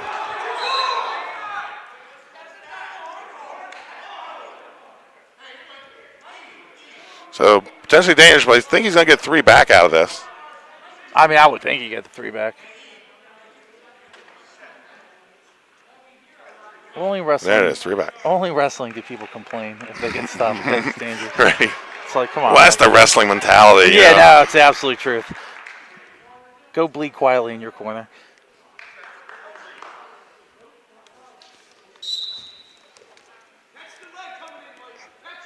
Yeah, Mikey. They're calling for Mikey to catch that leg coming in. Gray's funky, man. Looks like he's looking at it again. Lock that arm up. It's almost like a jiu-jitsu arm bar. 10 seconds to go here. 5-0 lead for Gray. We're going to move to the third period. So what do you take if you're Frederick? I think you have to go back to your feet. Yeah.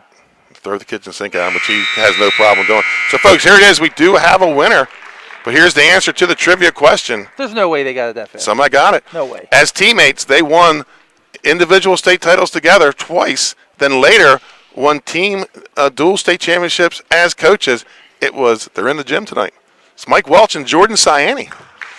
They won individual titles at Hodgson in 2000 and 2001, and then last year won the team title for Caravel. Eric Knight is the winner. Eric, if you're on Facebook, send me a message through the messenger. If not, you can email me at benny.mitchell302@gmail.com, and we'll get you your Sodell Concepts gift certificate. We're more than happy to send you a gift card, and feel free to try and win again next week. That's right. So somebody got the Rigby's. Their mom had the correct answer this time, but not in time. I mean, the Rigby's, that's a wrestling family in Delaware. It's hard to compete, Benny. Maybe the Bassinellis can compete with them. Right. Frederick looking to go behind. Frederick really had him in a good position, and he's just like Houdini. 7-0 lead. I'm interested to see what he really did there. Yeah, I have to go back and watch it. Frederick was pushing. Looked like he was going to get a near side cradle. Looked like he had an underhook. Yeah. He just wrestles from his behind better than anybody I've seen. Minute 23 to go in the match. He has built the major decision with an 8-0 lead. Has Ethan Gray, the defending state champ. He won the state title last year at 126 pounds. Yeah, he's looking to swim out of that, but looks like Gray locked up, went 2-on-1 on his own leg. Well, Frederick is pulling that leg up.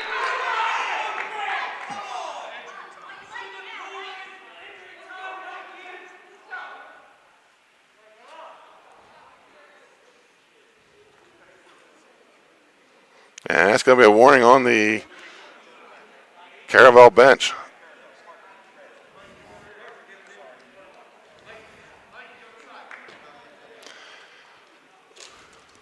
So coming up next match. 145, John Antonio and number 1 ranked Luke Bender for Cape Henlopen. And John Antonio is another hard worker. I've seen him Right. at a ton of things all summer. 2-0 this season. He's a junior. Yeah, he's not that. I mean, all these kids on both teams are hard workers. Yes, but I'm looking at the grades, and this Caravel team's not going away.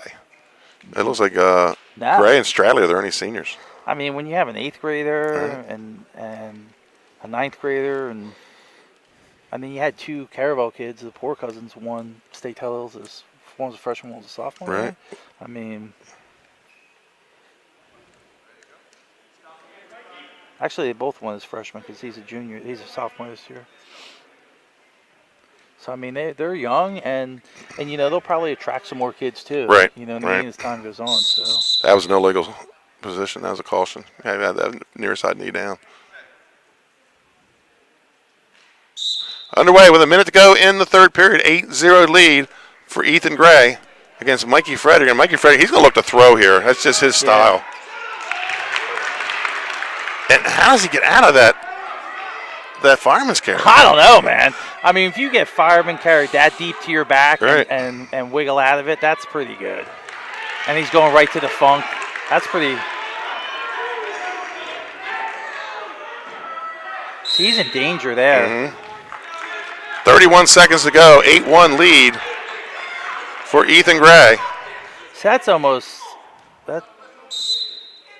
Gray's almost in danger of, you know, with that danger count Right. when you expose your back from that Right. position. No, that was a headbutt.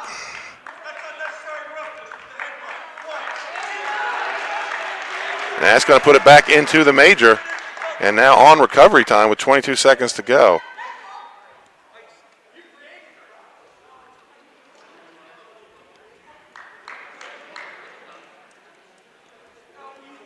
We're going to go through another concussion protocol. So we're going to take a break, Scott, with a minute 45 on the recovery time. We'll take a quick break here and be back with more high school wrestling on Delaware Live Sports.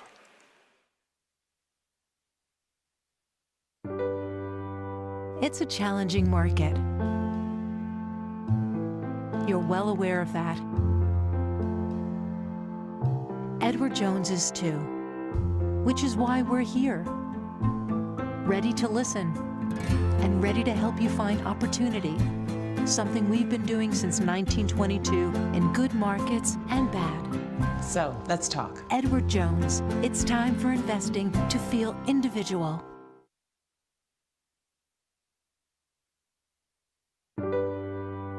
It's a challenging.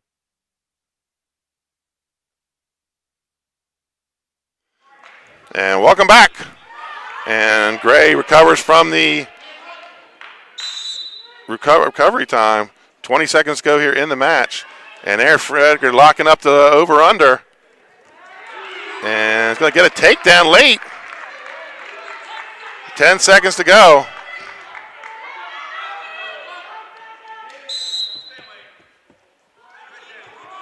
We got a stalemate. That's an interesting call. Yes.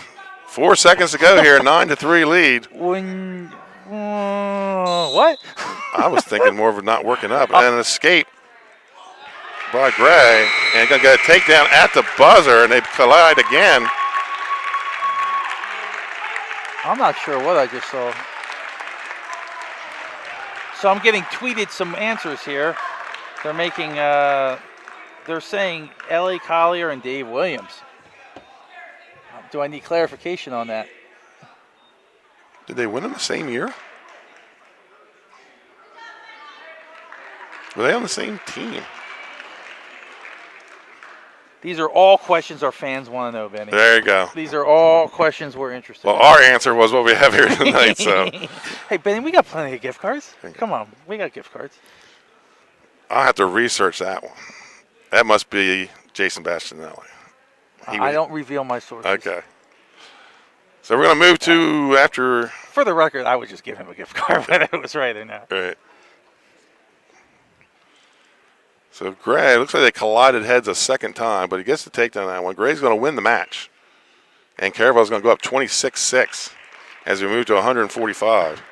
And Gray showed us a lot of what we saw last year out of him. This is the first time we've seen him in state, is that he is super slick. He's really good on top. And he's a very, very tough competitor. So here we go, Benny. We're going up to 145 pounds. This is Luke Bender, the #1 seed. He's a 10th grader, 4-0.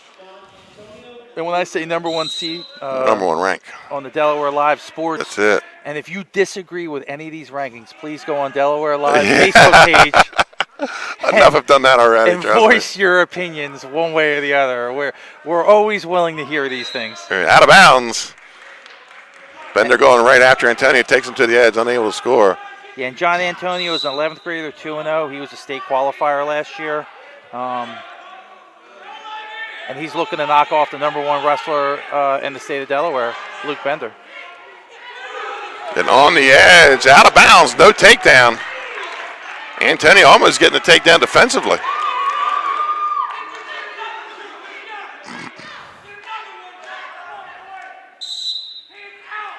Shot by Bender. Cuts across to the double. This is where Bender's tough. He just kind of slows it down and grinds you down, gets you with a takedown. Antonio not giving up that leg. No. All right, there you go. So then That's a takedown for Bender. Yeah, and Bender's going to look to go bars on top and just kind of slowly start to turn you. I will say, going back to Gray, I don't think I've ever seen anyone ride quite like that. Yeah. Yeah, I mean, I was super impressed by him. He almost looked like a jiu-jitsu, some of the jiu-jitsu type stuff, right, where he was comfortable being on his back, comfortable being on his butt. Real contrast in styles. You know, Mikey's a bull in the china shop. Right. 45 seconds to go here in the first period. 2-0 lead for Luke Bender from Cape Henlopen. And this is the bar that kind of Bender rides here. He's got a bar and a half, jumps back and forth, and then he stacks it. He drives it forward and stacks it a lot.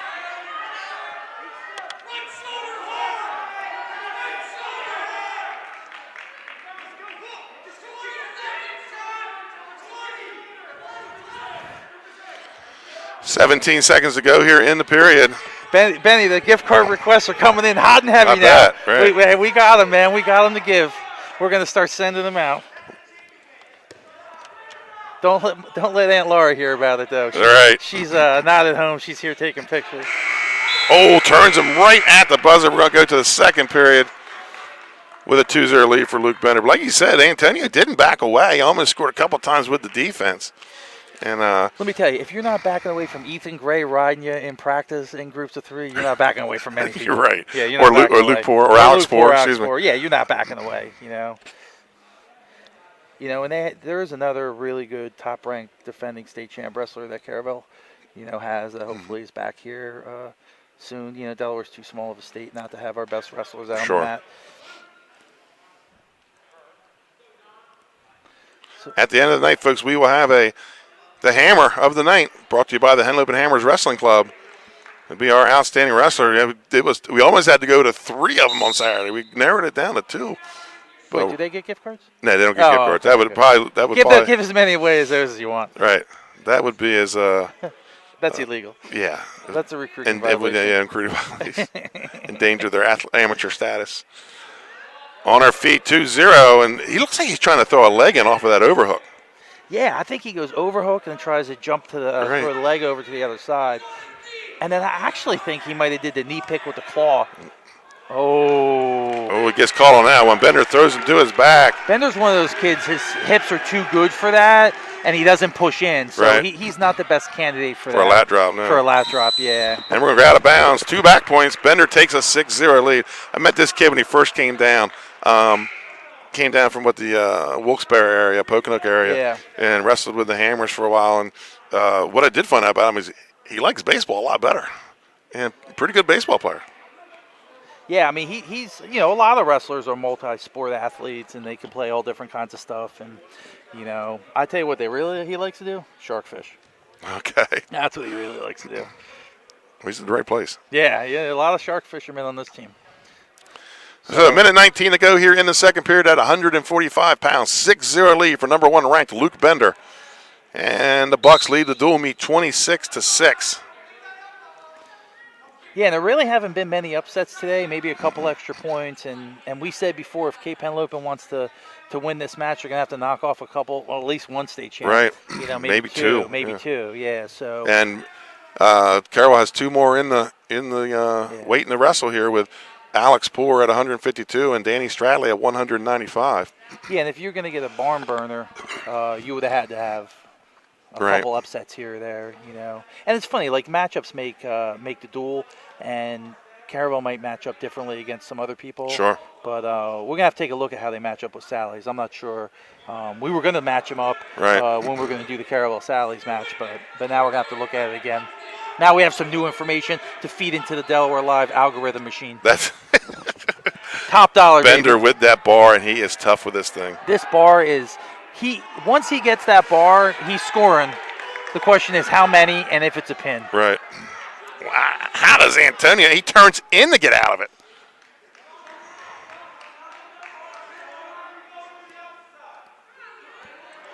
Short time.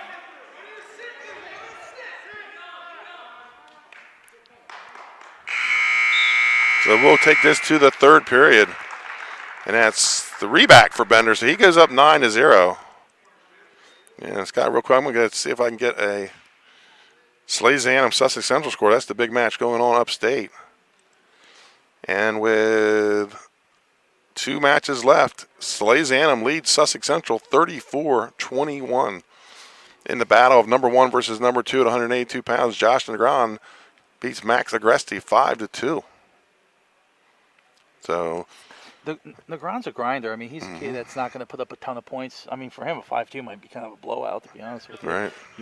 He's state finalist last year. Max Agresti, I saw wrestle a lot. I saw him at Penn wrestling at the Olympic Training Center. So, I mean, he's a kid that put in his time. As you can see, I spend half my time wrestling, half my time restaurants. Right there. There's an even split right down the middle. So that Slazanum holding on to that number 1 ranking in the Delaware Live Sports team rankings. This match, obviously is not going to affect the D1, but you get a feel for what the matchups are going to be with the Sally's Cape. Right. You won't see them head-to-head. Wow, the thing with D1, the 4 teams, 2 through 5, are all Henlopen North teams, and they're just going to kind of beat each other. That's what they've been doing so far. I think Cape has Cesar Rodney the last match of the year. I think they also have Smyrna late, and they have Sussex Central coming up. Sussex Central and CR, they meet this Saturday. Smyrna and CR, that's our match on Wednesday night. Yeah, and we're going to have to take a look at, Benny, at the matchups, at the individual matchups with Caravel and Sally's. Bar half here, it's running the half side, minute 20 to go. 9-0 lead for Bender. Got to be careful of a full Nelson there with that when that bar comes up that far. He's getting the swipes here with a minute 10 to go. I mean, Antonio's doing a good job. I feel like he's been on his back fighting off the whole time. Oh, yeah. When you got to turn into a bar to get out of it, you're strong. Yeah. Yeah, you're strong. There's no doubt about that. Looks like he's going to hook the head. Oh, no. He had a double armbar using his body. Yeah. 3 backs for Bender as he goes up. And that's that getting comfortable 12-0. and play wrestling and rolling around in positions. You see that a lot now. Just to keep the injuries and the pounding down, they play wrestle, they roll around. They're not. There's a stall warning on Antonio. Now, what do you think I think of that? Just coming off your back with a double armbar. Dude. I can. I mean, you're on your back for 20 seconds. You're going to get called for stalling? What the heck? Should I? Shh. I mean, that'd be nice. Let me tell you, man. Bender with one more turn. This is going to get on the tech fall, no matter what what Antonio does here. And that's a tech fall for Luke Bender. And the Vikings stop the bleeding, Scott. After 6 straight Caravel wins, Luke Bender gets the tech fall. But we talk about it all the time in dual meet. Antonio shaved the point. I mean, Right. the kid was on his back. He could have given up and get pinned, but He was in his takes it. back. Oh my God! In he's some on his back. tough positions. Yeah, and we called it before that Bender was gonna have the bar in the whole match, which he did. So they're not sending out Fritchman. I'm not sure. Is this Garcia? Is this the other Garcia? We're gonna have to get clarification on this.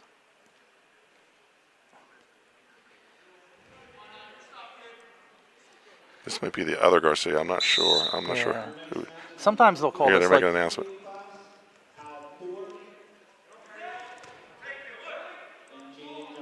Jaden Johnson. Yeah. Sometimes they'll call this like a sacrificial lamb switch. Right. You know, where they send out a kid. Because listen, you got a two-time state champ like this. You don't want to not give him a match. Right. You know, if you're going to bump to try and if you're going to bump and try and win the duel, not giving a forfeit is an important thing. So kids work so hard; they got to have a match. Right. But if Caravel gets a 32, that could be the match. Well, let's run it, Benny. Yeah, there's only. That's what they pay us for, right? That's right. Let's see How what we good are you got at here. math? Yeah.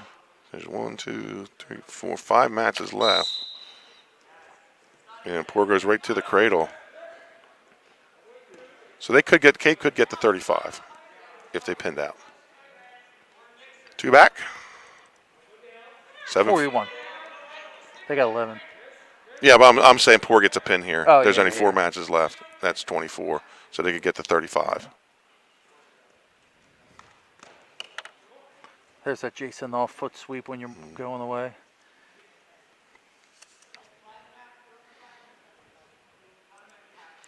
Minute to go here in the first period. Luke Poor, your two-time state champ for the Caravel Bucks. Last year at 138, I believe. Maybe one of the most exciting finals I've seen in a long time. Trailing with 7 seconds left. Got an escape. And he gives up 10-0. Speaking of that 2-on-1, Wisniewski made a living off that 2-on-1. Mm-hmm. Made a living off it. He had like 6 or 7 things he would do off it, snap it to the mat.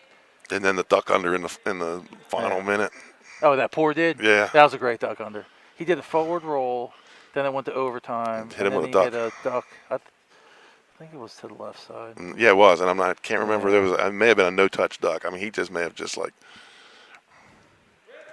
Wisniewski took 1 step forward. And he was under. And he was under him, yeah. That was a great match. 5 seconds to go here in the period. First period, 152 pounds. And Poor's going to take a 10-0 lead into the second.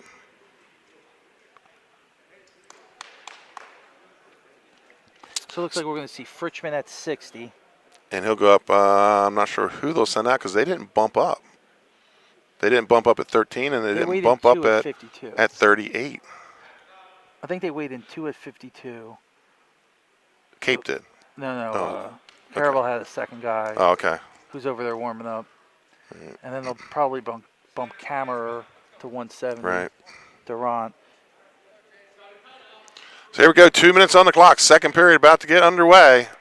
And we're on our feet. Luke Poor leads 10-0 here in the second. And I tell you what, when you teach heavy hands, this kid's got heavy hands. When you snap someone and they land on their head, that's pretty good.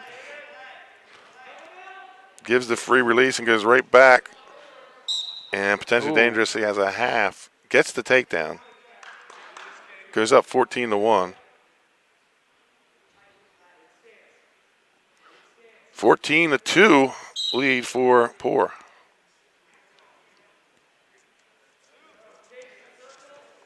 Oh, a little mixer off of his shot. Gets the takedown. That's 2. But no back. 16-2 lead for Poor. And gives him the escape. It's 16-3, so this takedown has to take him to his back.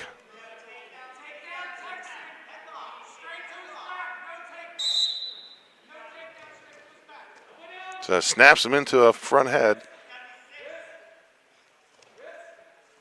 Oh, snaps him over with a chin whip. That's tight. And 2 back, so he gets the tech fall. Johnson with a great job. Right. I mean, shaved a point. So now it's A little more interesting. but 31-11. Not super interesting. So what? Looks like they're going to forfeit. So they picked up a point here. So this is 160, and C.J. Fritchman, the usual one. He's going to get the forfeit as he bumps up. 52-pounder bumps up. Looks like they forfeit. And now we're here at 170.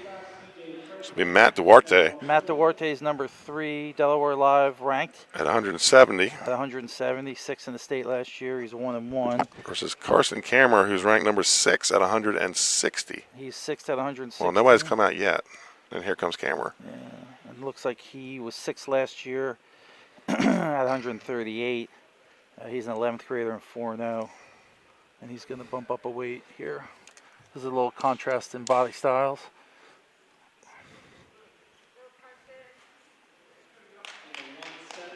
So here we go, 170 pounds.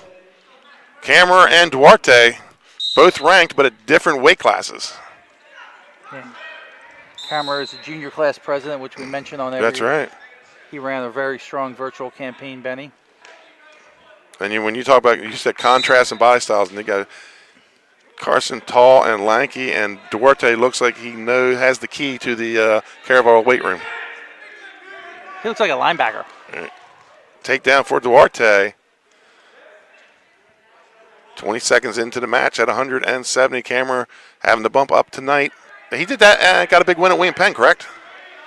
On Saturday? Against Jihad Brown. Right. Very unfortunate name. And he got the first period pin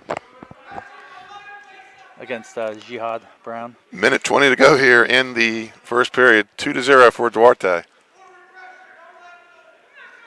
So 31-17 Caravel right now over top. So after this match, it looks like we'll see Alex DeLuzio, a 9th grader, is 1-1 against Dalton Deavy from Cape, 3rd. And then they have another state champ, Danny Stradley, number 1 ranked 195-pounder, 2-0, a senior, going to wrestle Alex Taylor, who's a sophomore, 3-1.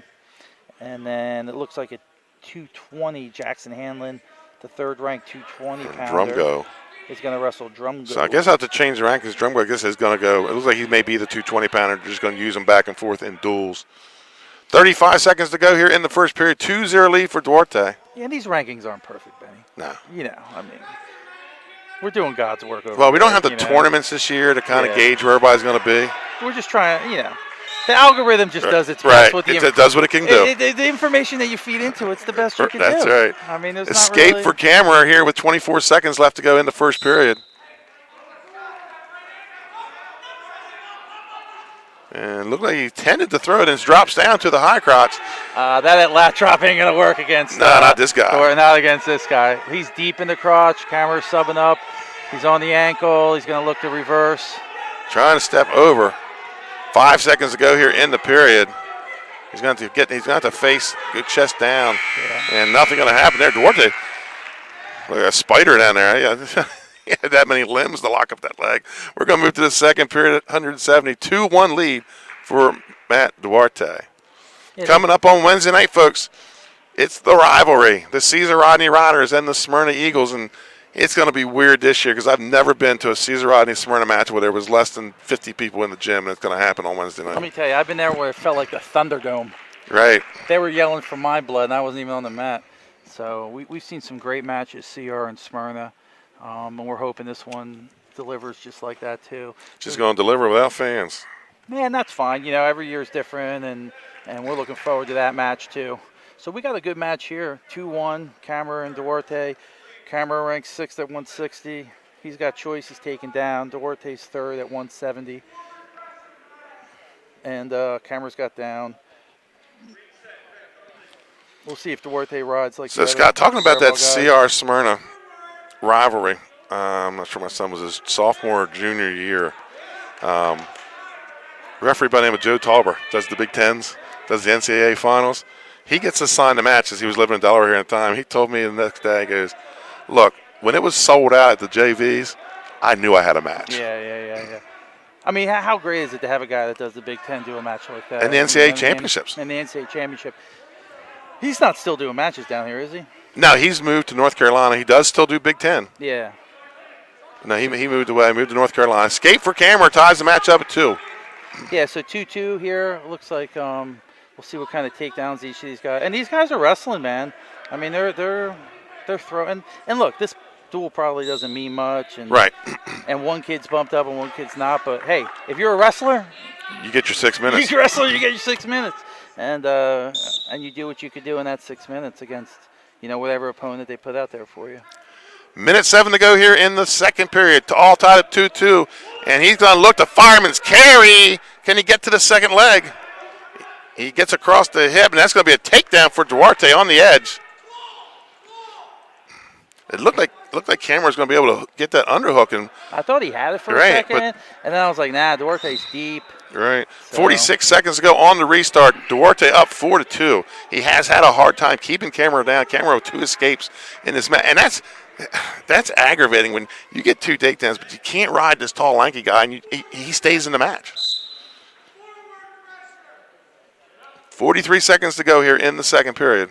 We're at 170 pounds. The match started at 285.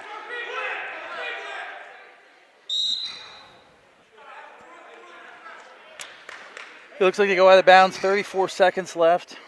So Cameron's looking to escape and make it a 1-point match. Scott Layfield, Sussex Tech coach, sent me a message at 2:20. Sally's 34, Sussex Central 21. Thank God for Scott Layfield. All right.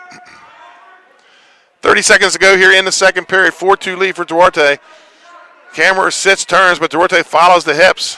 That's something I miss about having the tournaments and the duels, seeing everybody and Getting talking to all the coach. matchups, yeah. Yeah, getting the feel for what's going on.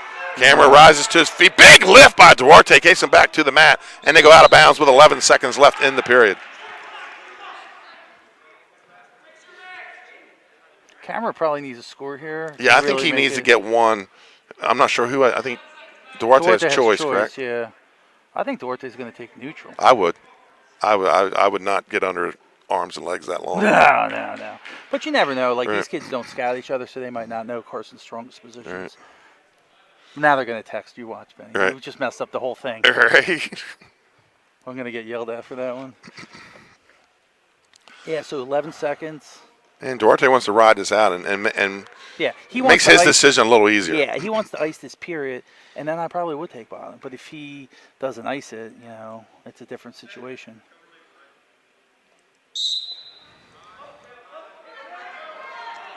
Cameron sits, turns, looks like he's going to come out. Duarte in the over-under, and he's going to get the escape and make it 4-3. So Cameron did what he had to do with 11 seconds left. And we'll move to the third period at 170. 4-3, Matt Duarte with the lead. Duarte ranked 3 at 170. Carson 6th at 160. Yeah, and this is a great match. I mean, these are 2 really tough kids in Delaware, and they're just laying it out on the line. And I think Cameron's demanding to take neutral, Benny. Is it Cape's choice? No. Oh. I think Duarte's probably going to take neutral, is what I would think. Right. Because he's got the 2 takedowns, and Cameron's got 3 escapes. Right. Now he's taken down. Right. So Duarte is going to take bottom here in the third period. We'll see how this works out. Cameron with the fresh haircut. Yeah. Luke Bender. Looks nothing like Big Brother. No. Everyone else has hair. Well, he's got the haircut that I have. Right. So. And he goes high 4 on the right leg and looking to step over with it. Honestly, this is where Cameron's tough.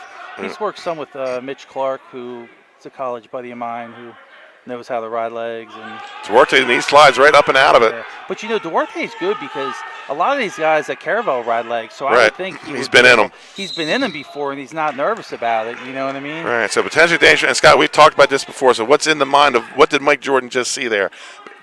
Was he up before the leg went in? Was the leg in? We're going to find out because the next one. And we get a caution. So the rule is if the guy stands up and you throw the leg in to get a potentially dangerous, it's a stall on yep. you. If you stand up with the leg in, it's a stall on the bottom guy. So we got to think, what did he see? Yeah, or he could see it as a simultaneous, right? And then it's no call. They almost never see it simultaneously for some reason. I'm a big simultaneous guy myself, or whatever. So. But here's a situation where Cameron's got the high 4. He's trying to get the second boot in. He's looking. He's Jordan's- letting the pressure off. Honestly, Jordan's thinking. I think he's thinking bottom stall. I think right? he's bottom stalling because you're really not doing anything. Yeah, he's been calling it most of the night. Yeah, he's calling most of the night. Minute to go here at 170 pounds. 4-3 lead for Duarte. He's on bottom. Camera with the leg ride on top. 55 to go. Yeah, it's a 1-point match. And there's your stalemate. So there's an interesting call. So really your choice is stalemate if you think there's no improvement or if the top guy is working. Well, I'll tell you what these two guys have to do. They have to win the whistle on this next one. But Yeah. Camera's going to say, nope, free release. Try to beat him on my feet. So here we go, 50 seconds to go. Neutral position. Yeah, this is a big growth moment for Camera because he got hardly any takedowns his first 2 years wrestling varsity. Now he's racking up takedowns a lot, and he wants to see where he stands. And this is something, this is what wrestling's all about. That's right. You challenge yourself. You move up a weight class and try and There's a get stall a call on Duarte, but he's able to drop the hips with 23 seconds to go. Looking to spin behind, gets the takedown, and goes up 7-3. So 19 seconds to go when we get back to the center. Duarte's got the 4-point lead.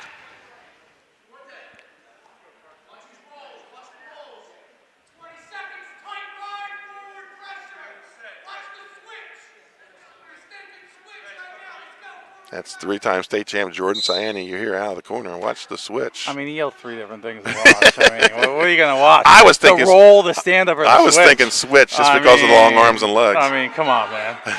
Watch everything. Has them ready. Yeah, watch the pass, watch the handoff. Yeah. Skate by Camera and 1 second to go, and that's going to be it. Your final score at 177-4. Yeah, and again, it came down to the one. It came down to the one takedown on the edge there, and Camera takes a shot, and Duarte scored. But hey, I'd rather see that good match than So we're going to move to 182 pounds, and Dalton Devey has come out for the Vikings, and this looks like Alex DeLuzio, freshman.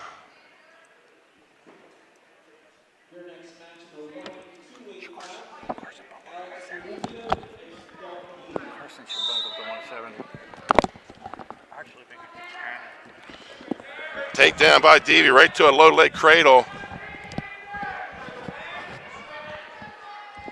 And looking for the fall. Vikings trail 34-17. I'd rather be here. Oh, deep half by Devey. Just only 30 seconds gone. Now he hooks up the chin and the underhook. And looking for the fall. And a pin by Dalton Devey. And cuts it to an 11-point lead for the Vikings as we move to 195 pounds. We're going to see a state champ from 2 years ago, Danny Stradley. Wow, I'm getting all the names mixed up. That's all right. Danny Stradley wrestled Billy Ott in the state finals at 195 and 19. He's going to get Alex Taylor. And Alex Taylor, he seems to be the bump around guy for Cape Henlopen there in the upper weights. Yeah, so he can go, he's a tweener. He can go 85, 82, 195, or 220. So the Vikings are going to have to pin out here to win the match.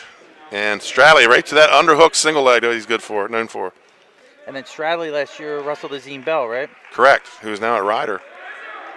Who was jacked. Right, takedown for Danny Stradley. He's your number 1 ranked wrestler at 195 pounds. Cuts 2-1. I keep thinking everyone's wearing a mask like an old school face mask. Right. Like when you break news. Yeah, I keep thinking that. But And Stradley gets another takedown, puts him in danger on his back. Looking for the fall here, 1:20 to go.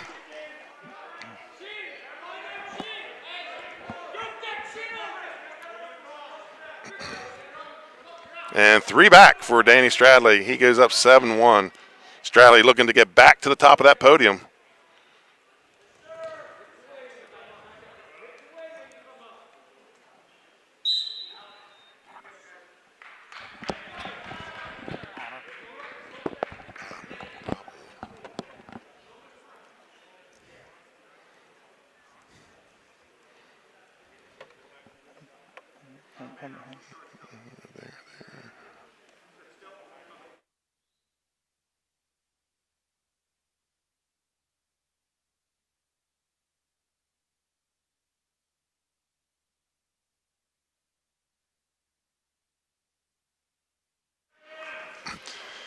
Sorry, folks, we were having a brief committee meeting on the Hammer of the Night, which is coming up at the end of the match. 2 matches after this.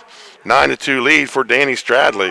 Yeah, the Hammer Award, sponsored by the premier youth wrestling club in Delaware, the Henlopen Hammers. The Henlopen Hammer Wrestling Club. So we'll have the 2 and a pin by Danny Stradley, and that wraps up the dual meet. 220. Or 220. No. Jackson No, Hammer. they can't win now, is what I'm saying. Oh, yeah. Always the pessimist. Well, I wasn't good in math, but I'm able to get that one. Yeah, so that makes it 34-23. Moving to 220, last match of the night. Folks, after we'll go to a commercial break and come back with our Hammer of the Night, brought to you by the Henlopen Hammer Wrestling Club. The Caravel Buccaneers have wrapped up the dual meet, with a 40-23 lead. We're up number 6 at heavyweight, Keyshawn Drumgo, against number 3 at 220, Jackson Hanlon of Cape Henlopen.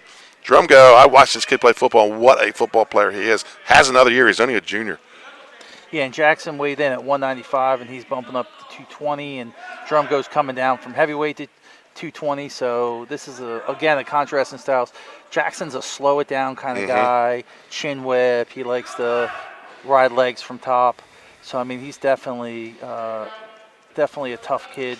I don't know how much wrestling Drumgo did before he got to Caravel, but just watching his motion. He looks like he can wrestle. He looks like he's been wrestling forever. I tell you another one. Him and Duarte must both have keys to the weight room. Yeah. He's also slapped together. Low shot by Hanlon, gets to the ankle, looks to get to a double. We got to watch Nasir Druitt wrestle for William Penn the other day, and similar build. Druitt, a through and through wrestler. Takedown for Jackson Hanlon. He goes up 2-0 with a minute to go in the first period. I think at 95, that's a match we're looking forward to seeing. I hope I'm saying his name right if he's listening. I think it's Nasir Druitt, yes. Nasir Druitt, yeah. You know what? If I'm saying it wrong. I don't think he'll mind. Yeah. 2-0 lead for Jackson Hanlon. We're in our last match of the night. But he had a great match against Hanlon. He really dominated the thing straight through. And see, Jordan. Is that a top warning? Is Cape red or green? Sorry, he switched it to red. Yeah.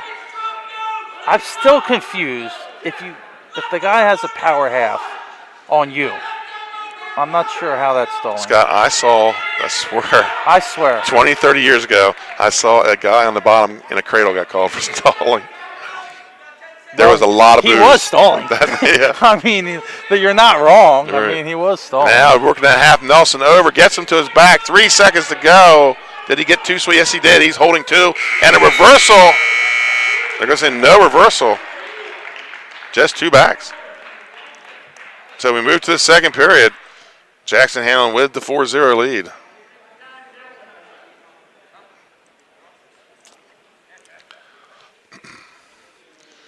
Folks, this is brought to you by Sodell Concepts, 12 chef-driven restaurants on the culinary coast in southern Delaware. And some of them, most of them right here in that Lewis, Rehoboth area. But then, like we said, Catch 54 down in Fenwick with Papa Grande's. And you got the one in town. The Lupo's still in town. Yeah, your one restaurant that's in the city limits of Rehoboth. Yeah, and we just, we're moving our office out of town. We've been in town for like 20 right next years. to the library, yeah. Yeah, so I think we bought a piece of land on the highway, and we're going to build an office there. Just as we're growing and trying to have meetings with all of our employees. But no place to park if you have a summer meeting, right? No place to park. I love being in town, though. I lived in town or had a business in town since I got here in the early 90s, so it's bittersweet for me to move. Minute 40 to go, second period. They're on their feet. Drumgo trails 4-0.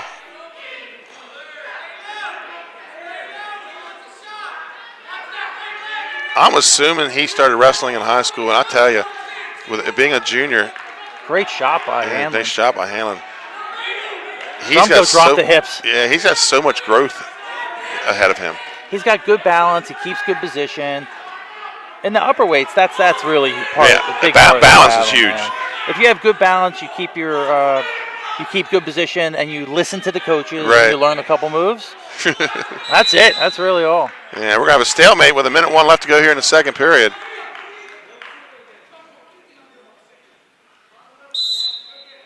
Hanlon leads 4-0. and drew it. Not sure. He did wrestle 95 today, but I was told maybe 220. 220 right now. Number one in the state is Kwalik Bunbury. And we got to Dover. watch. We got to watch Bunbury wrestle. He wrestled Lucas Rupert. Heavyweight wrestle Rupert. Did he pin him? No, he beat him by points, but he looked pretty good, man. He's an athlete. Yeah, he looked pretty good. Heck of a fullback for the Dover Senators. Kind of looked like Hugo Harp to me. Yeah. You know, without that double. Speaking of doubles, we were talking about doubles before. Yeah. But he looked like Hugo Harp to me. 22 seconds to go. I haven't heard much how Harp's I don't know if Juco's wrestling or not. Yeah. I'll have to go check that out on Track Wrestling tonight. He's out of Central Iowa. Drumgo with the double overhook. Got them locked. Might want to be careful there. Drumgo might be my new favorite name. Yeah. I thought Kwalik Bunbury was going to be my favorite name, but... So no score in that period. We're going to go to the third period. Look, Drumgo wants to go right back to the center and finish the third. He didn't even want the mask break. That's my man. You don't need a mask break. I don't need a mask break, Coach. I'm ready to roll. Last 2 minutes of the match, unless we get some free wrestling. Of course, there's all free wrestling here on Delaware Live Sports. Powered by 302 Sports. Again, I'm Benny Mitchell. With me on the broadcast, Scott Camera, and on the camera, Kristen Mitchell. Perfect camera work again. Oh, outstanding. We have great camera people. The commentating, suspect at best. Yeah, but the camera work, excellent. Is never to be trifled with. Missy did it for the Milford match. She's done a couple from Milford, but she did a great job. It's just when her baby's on the mat, the camera shakes a little bit. I noticed when Avery she could care. She didn't really care about that. When the baby's on the mat. Nobody cares about the middle kid. They could care less. Yeah. So here we go, minute 53, counting down, 5-0 lead for Jackson Hanlon. And Drumgo shoots. Gets snapped down to his belly, but comes right back up, catches the leg as Hanlon tries to go behind, but Hanlon arches the back, gets the takedown, goes up 7-0. The Bunbury, I'm told, will be coming down to 220, talking to Coach Al Mead. I mean, when you only got 3 wrestlers, you should be able to How about get that having 3 and maybe having a state champ out of that bunch? Yeah, that'd be awesome. Hanlon with the deep half, looking for the fall here. And let me tell you, they're still putting in the same amount of work and time. They got 3, they got 5. And people say, oh, it's a pandemic year. Listen, you win the state title this year? That's right. It's hard. You're right. It's hard. And Jackson with the pin and power half to a pin. And that's going to wrap it up for the night, folks. We're going to take a commercial timeout, and we're going to come back with our hammer of the night, brought to you by the Henlopen Hammer Wrestling Club. We'll be right back after this commercial timeout.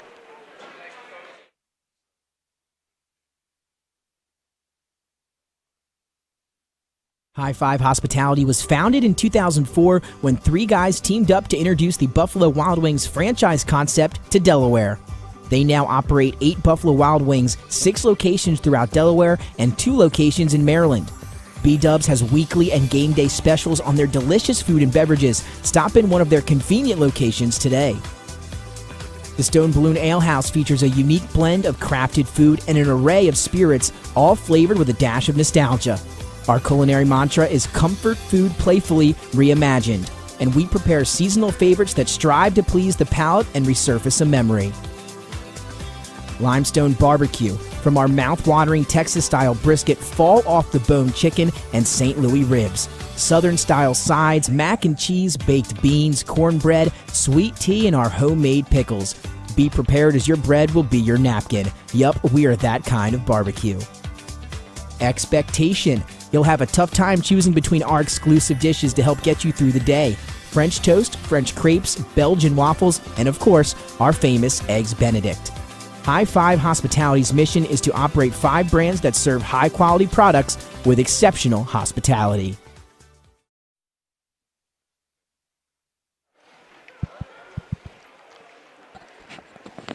So we're back with our hammers of the night.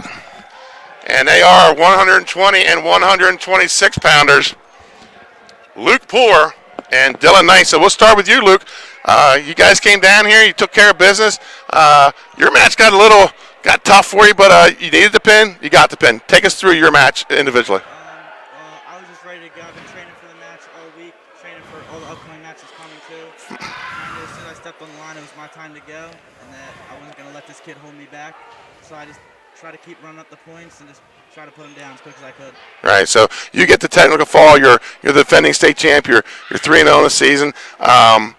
Talk about your team effort coming down here tonight, coming down to the beach and taking a big win over the number 2 ranked team in the Division I. A lot of people have been saying that we were slipping because of our charter match, but we've honestly just made us want to hustle more and more. We've been working 10 times harder than we did in the room last year, and I think the future is bright for Caravel Academy. We're just going to keep pushing, just doing the best we can and making noise. All right, if you'll hand the microphone over to Dylan. Our other hammer of the night is Dylan Knight, the 126-pounder. He's ranked number 2 in the state, and tonight he draws the number 6 ranked kid in the state, and you get a 14-0 major decision. I kind of thought Coach maybe wanted a little more, but you got the major. Take us through your match. You know, it's been a long preseason. I've been training a while. I was just ready to go out there and wrestle and just do whatever I could to get a pin. Unfortunately, I couldn't come up with it, but I did all I could. Yeah, so I talk about your team effort here tonight. You won like 6-7 straight matches in a row after losing at 285. Talk about that row of wrestlers you have, and you won one big matchup tonight, 138 with Ethan Gray. Talk about your team and then the effort they put out here tonight. I mean, we know like once we start at 106, like that's our time to shine. Those are the big wrestlers coming through, and that's where we need to get our points. And we did tonight, and it ended in a victory. And give the mic back to Luke for a second, because Luke, you came in tonight and asked if we were giving out the hammer. It's true. You thought you were getting a T-shirt, a Hammer's T-shirt you wanted to wear around? Nah, just looking for Maybe I'll get you one next time I see it. And a quick shout out, because hey, Louis Pizza is one of our sponsors, and your dad's always telling me you guys love some Louis Pizza. Yeah, it's good pizza. All right. I like it. So folks, that's Luke Poor and Dylan Knight, and they are our hammers of the night. And real quick, Wednesday night, it's the rivalry. The Caesar Rodney Riders and the Smyrna Eagles. We'll have that live from Smyrna High School, folks. I'm Benny Mitchell signing off. It's the Caravel Bucks 40, the Henlopen Vikings 23. Folks, see you Wednesday night.